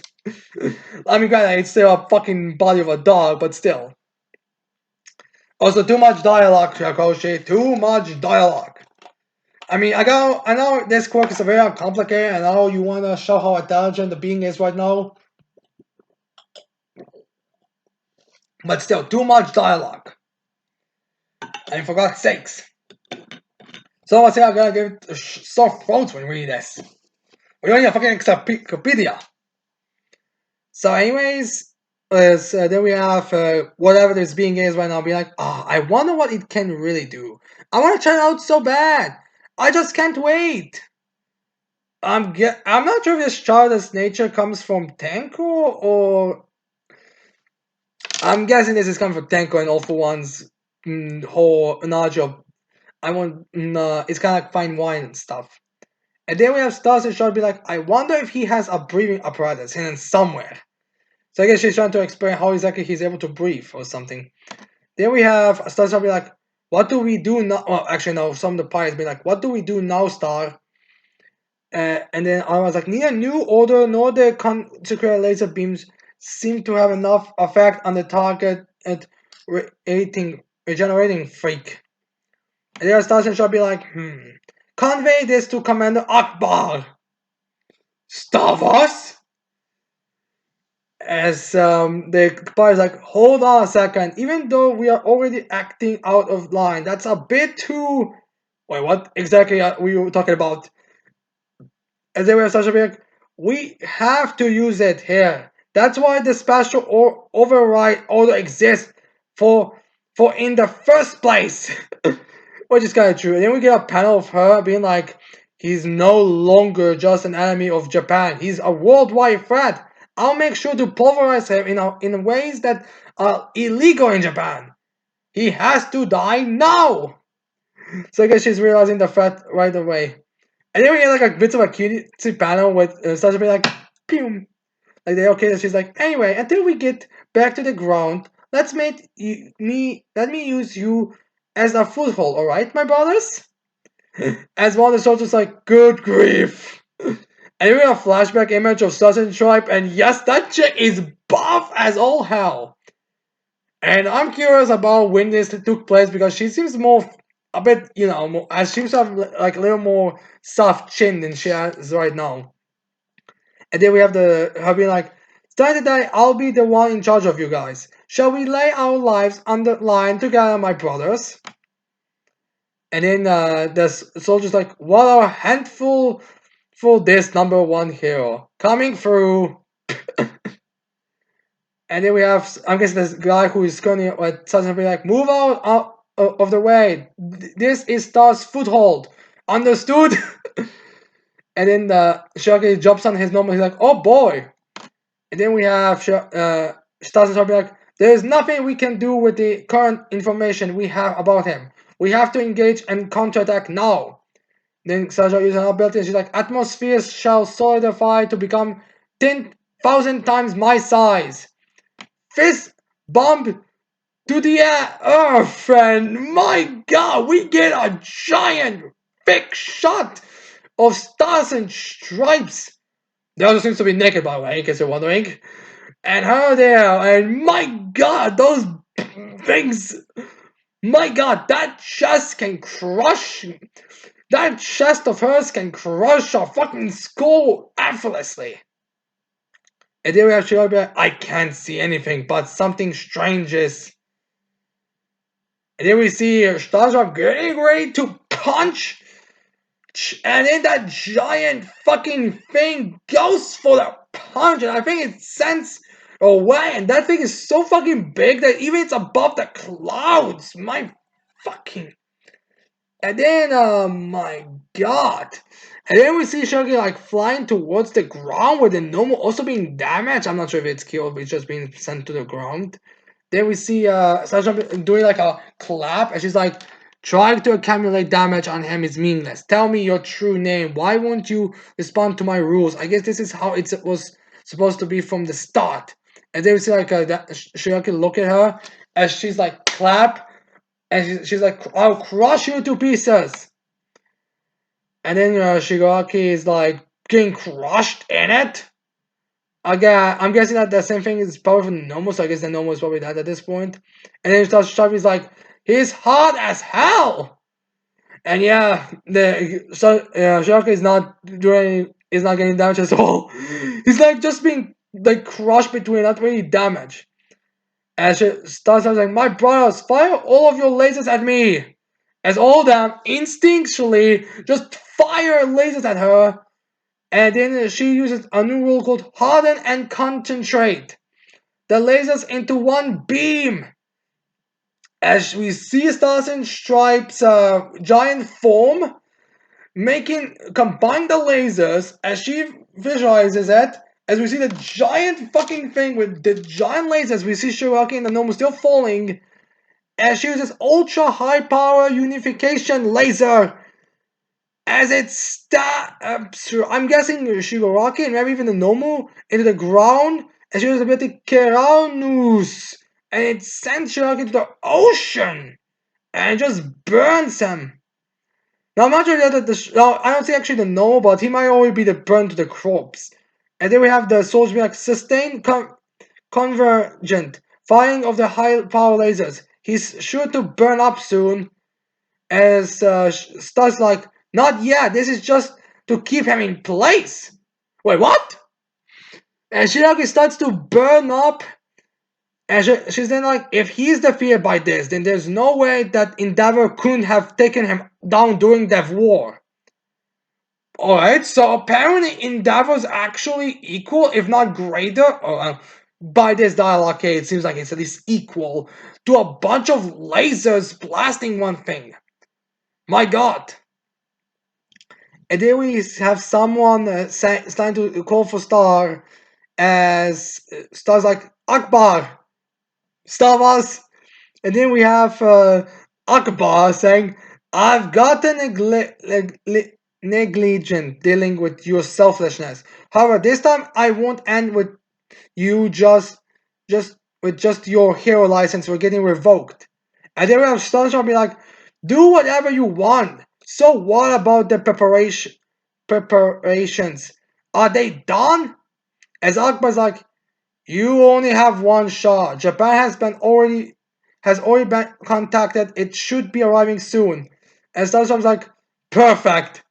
And here we see Akbar. And by the way, in case you're wondering, yes, he has a very Akbar-looking hat. So he's 100%. So like Mario Hospital, he's very much supposed to be the the guy from Star Wars. Which I'm wondering about the rest of the military force in America. They're gonna be like referencing Star Wars characters.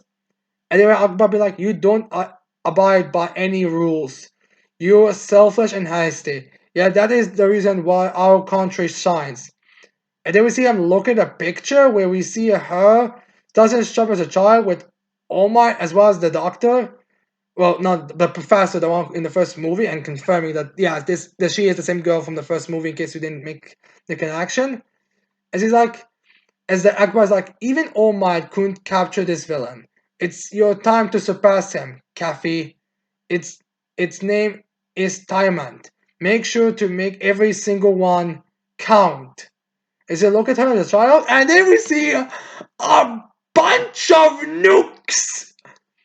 New model hypersonic intercontinental cruise missiles. Call them nukes. It's simple. As we see 1, 2, 3, 4, 4, 5, 6, 7, 8, 9. Probably 10 if I'll be totally honest. This probably isn't just the one in the shot. Going towards Shigarok to the area. What the fuck is going on? If I recall, nukes can kill dragons, correct? So, yeah, that's impressive of all fucking hell. And then we have the time, and then we have the national hold nothing back. Absolute destruction awaits. Not sure if that's gonna be true, but we are seeing a bunch of nukes hang there. I mean, my flipping god, this is gonna be bloody as all hell. Wait a minute, if Shirley can survive this, then oh my god, this is going crazy. Okay, now I know some people might now do not underestimate the destructive powers of our nukes. So expect this to be insanely powerful.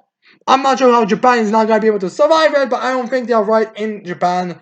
Although the explosion will be seen all over Japan, I would definitely say it's at least that.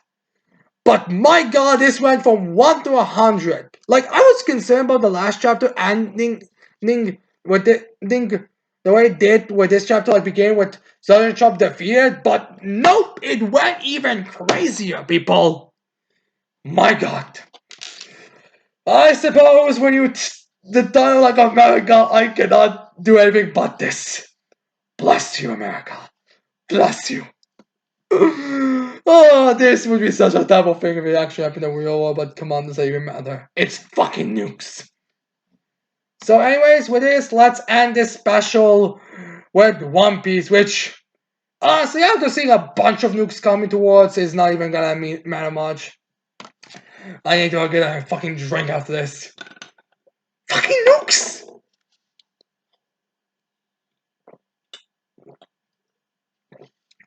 9 fucking nukes. Oh my fucking god. Then we have, let's see, the chapter 1300 of One Piece, the titled An Appearance of All Things, as we see Brook watching a bunch of ants walking through him.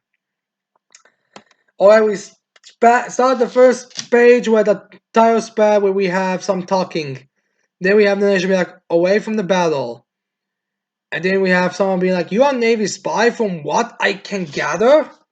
Iwato room. So okay, that's where it is, somewhere close to the horns. And there was something like, but that's not important now. As we see a Pooh talking, is like, all I care about is whatever you want to take Kaido down, papa. And then we see Drake being like, no matter how this war ends, the winner isn't coming out unscathed. There will be easy pickings. As Drake thinks about it, as we see Apu sitting where Drake's standing there, as we see three numbers next to it. One name is Inbi, one name is Fuga, Robin, Zanki, as they are laughing. And then we have Apu being like, how about it? We could team up, swoop in, steal the victory at the last moment. Fugagara! And Apu saying, neither of us has a horse in this race. After all, there's no point in us going at it. So yeah, these three are supposed to be like the three strongest numbers. So no, since we don't see number 6, I'm guessing that giant thing that was defeated by Luffy when they entered the battlefield is probably like number 6. It's also unknown. But yeah, we see these three. And then we have Jeremy like, I'm speechless. You honestly think I would trust you? Which is the true response, as opposed to like, trust got nothing to do with this. This arrogance arrangement would be mutual beneficial for us. It's like opportunities like these only come around once in a lifetime, which is to be true for what's going on. As we see like the three numbers laughing. Now there's some things about these three being like the strongest three, which I could see that be the case. Not to mention these three do seem to have like the more badass designs than the other ones. Well, or the guy who seems to be more like a stereotypical devil only looking guy who kind of honestly resembles Kaido. Is very badass, while the other two are also a bit goofy. I'm guessing he's supposed to be like number 1. I'm not sure. It's his name. His name is Inbi. Although, considering the way their names are structured, I could see him being number 1. Then we cut to a different area where it starts between the first and the second floor. So we have there where we see um, a bunch of the Nami, Usopp, and a bunch of the headliners carrying the giant dog. As we have, I'm going to Nami like, hang in there, Komachio. And someone's like, cough, cough. And then we have somebody like, hey, the fire's spreading fast. I'm guessing that's one of the headliners. And then we have a voice going, yeah, Yako, yeah, Ayokai. As Nami and Usopp turn and be like, huh? What? And then you see a beast farm guy and be like, Tosules Yokai! Somebody help me, Poot! And we see them running as Usopp and Nami are like, what? And you know, the shocker is this lower half is actually Kinema's lower half. And then we have Usopp like, wait, Kinema, is that you? What the heck are you doing? As then Kinema's like, who goes there? Poot! This is Kinema, I need to find my allies, Poot! As Usopp, I'm an ally, it's me, Usopp! As he then, as Usopp puts his hands around it, and then he looks at them, and he sees a bunch of blood. And then we have Usopp like, you're bleeding like crazy, are you alright? And then Nami's like, or someone's like, he can't hear you, Usopp. This half of him doesn't have any ears. He's like, right. And then can I be like, who is there? Answer me, Poot. As then someone's like, what do we do? And then we have Nami be like, how is this? He. As they turn, he turns like, I guess he's gonna be like a lower horsepower or something. And then we have someone, I'm guessing gonna be like, huh? That was a crescent mark of the rebellion fruit. So I have finally found one of you.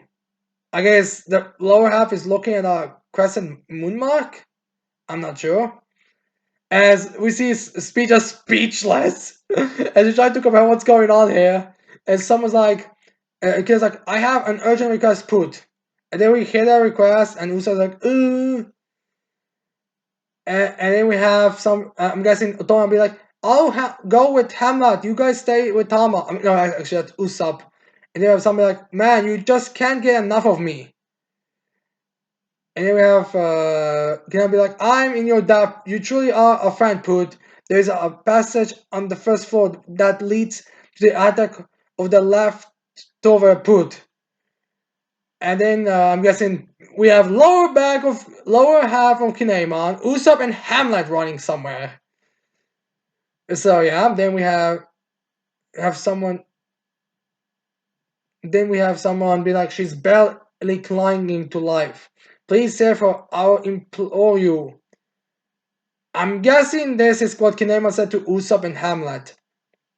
Because then we see an attic upstairs, and then we see where Kaido stopped Kinema and everyone and defeated Okiko.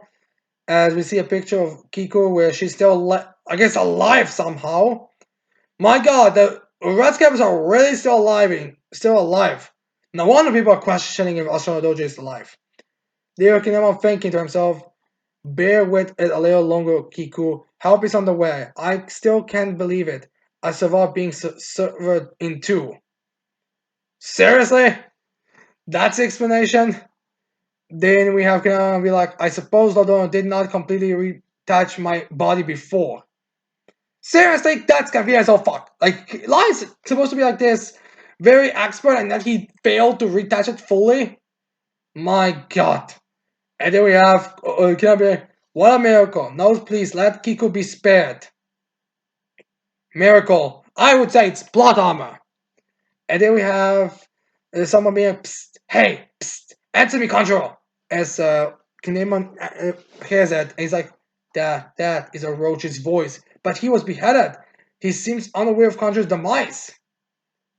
And then we have Conjurer being like, I am here, Orochi-sama. As they were, Okina's like, oh?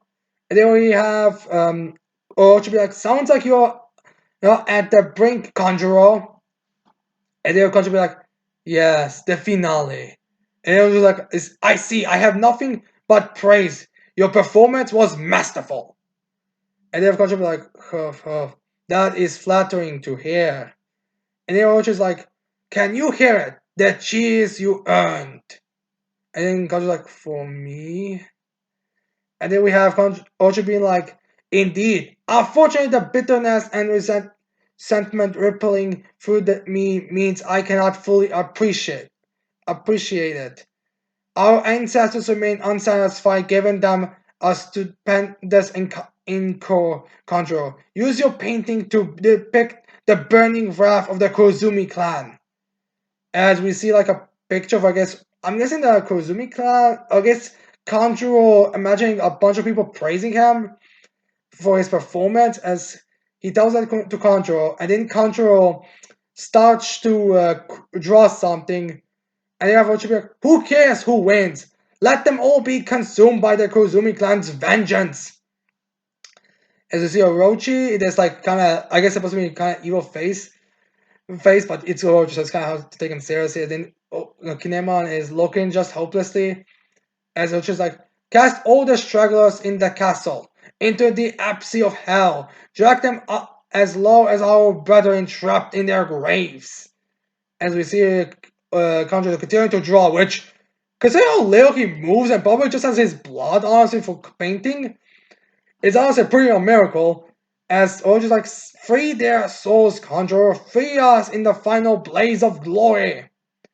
As we see him making like a blob, which was kind of like a reference when you were first talking about the trade officially. And then we have Orochi, I'm going to be like, no, actually, Conjurer is talking, he's like, as you wish. Please enjoy my final show, the Suicide Pact of the Kurozumi clan. As he flitter. I'm guessing he's like making the symbol to make that draw. Oh, actually, the drawing was already coming out, so I'm guessing this is like him just dying officially now as he makes like a giant glob of fire.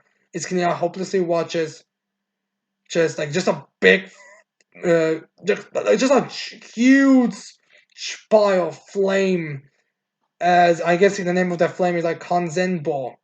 Yeah! And we see a bunch of like beast spots being like, yeah! Don't touch it, you'll be roasted! What the hell is this monster? As you see it be consumed.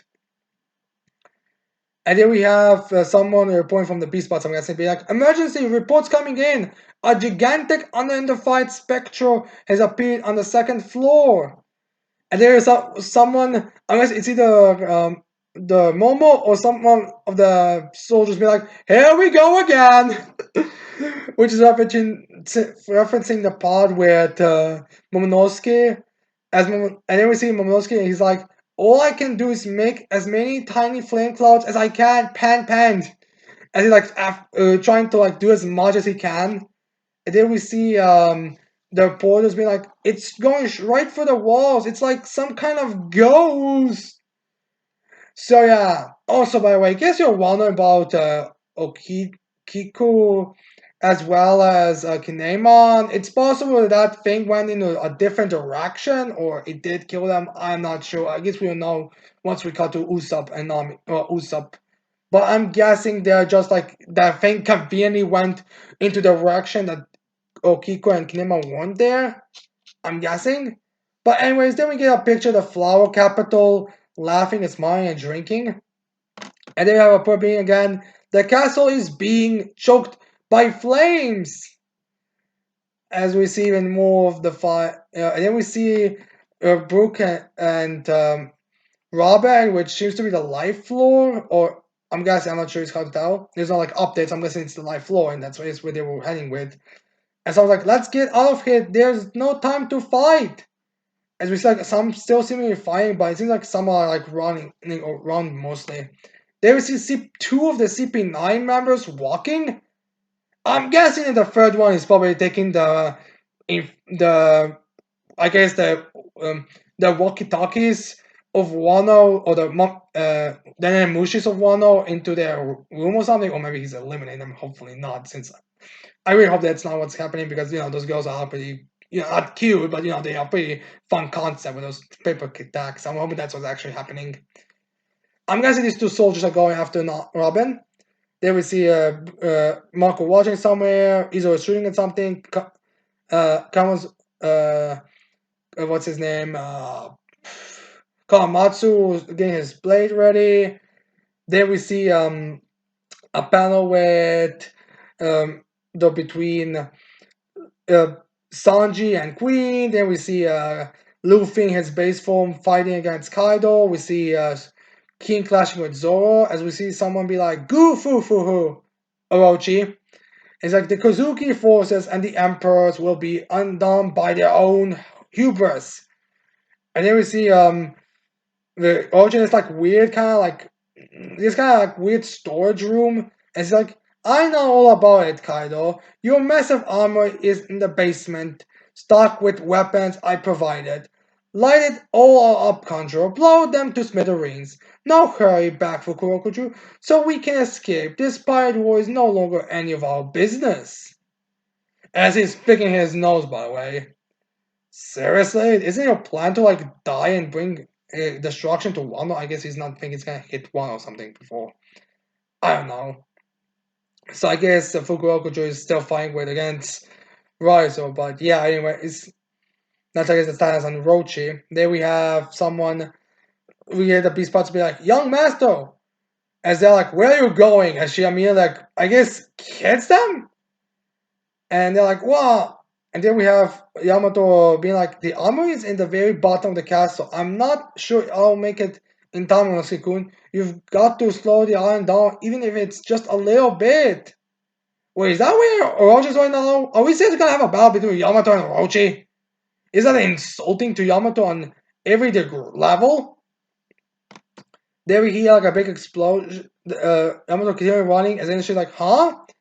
And someone using Ikaku sovereignty.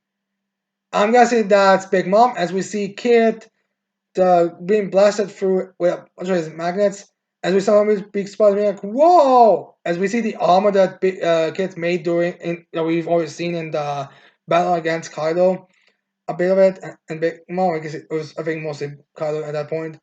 As we see it falling and crushing, as Yamato takes a notice of it, and then we see Big Mom and Prometheus going, "Mama, let's start with you." And then we see a kid on the floor again with his hand broken again. As Big Mom's like, "Kid."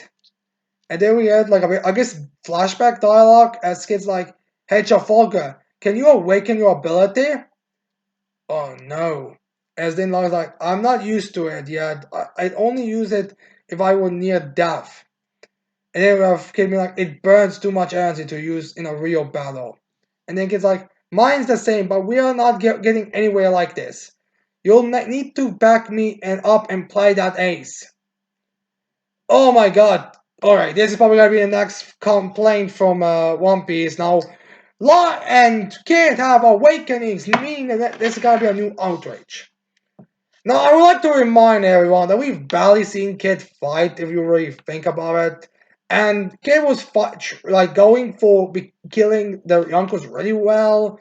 So I would say Kid having his fruit, and there might even be hints to Kid already having since childhood, similar to Luffy. But needless to say, Kid awakening and Law awakening. I don't know. I don't think it's actually ever been like explained like what exactly you must do for awakening yet. Still, so I could see like this link into an explanation on awakenings or something, but I'm not exactly sure. Anyways, then we have Law using Kroom. I'm guessing it's supposed to be Room, although that might be a new ability.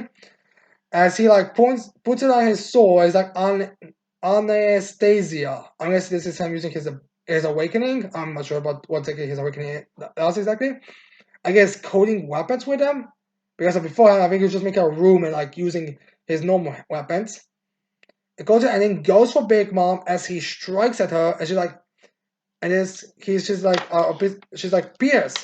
It's like ah, and then we have like Law being like that injection is harmless, but Kroom influences your body in other ways. And then we see like a big explosion, like shockwave, boom.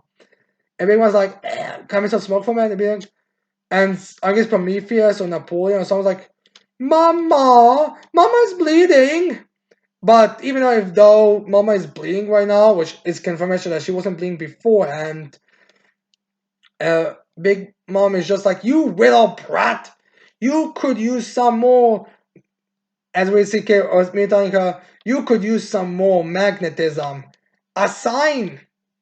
And then I guess Big Mom immediately grabbed her Napoleon and she's like, and Big Mom's like, I'm stuck to you, Mom. No, actually, no. Can use amnesia to get Napoleon stuck to Mama to get to stuck with the Big Mom. And so then it's like, I'm stuck to you, Mama. What the? It's like I'm becoming a magnet. I guess this is Big Mom saying. And then we see like a bunch of these parts being like, our weapons are being drawn in. And I'm guessing that's also the same thing as for the Samurai Alliance. They also use swords and all of these type of weapons. And then we see like a big panel with Big Mom like just getting like all the metal, like from soldiers as well as from the buildings around her, going into her, being like, "What?" And then the soldiers are like, "Watch out! The steel beams of the towers are being ripped out." And we see the steel beams, and Big Mom's like, with the boy is like, "What?" And then we have Trevor be like, "Trevor, get me out of here!" And I say this kid, and like, "Don't tell me what to do." And then we have a kid using punk. Well, kid using punk crash as it all hits on Big Mom. And they're like awakened power as a narration. Not as exciting as a bunch of nukes going for Japan to hit Shigaraki, but a pretty decent kind of way to end it. So the real question here, people. Will Big Mom be taken down? What was more?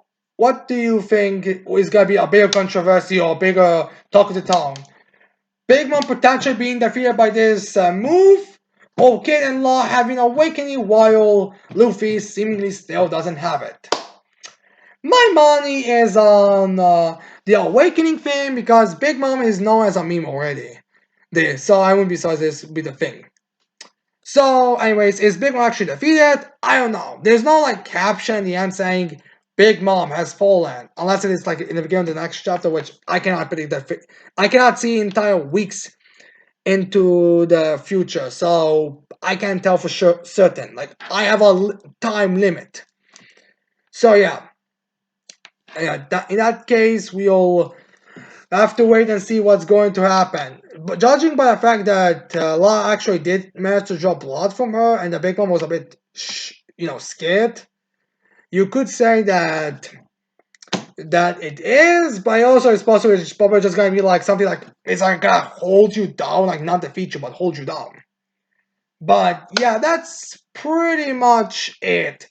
All in all, this week was decent when it comes to chapters. I mean, the only chapter that really matters is the fucking nukes, people, nukes. But that's aside from the point. Yeah, I was kind of hoping a little bit more excitement, but let's be real, okay, these are just random chapters, so I can't ask for too much. So, anyways, I hope you like this very, very 2 hour long video, for God's sakes. And I hope you like, subscribe to the channel for more videos in the future, and let's hope the live streams are gonna work better next time.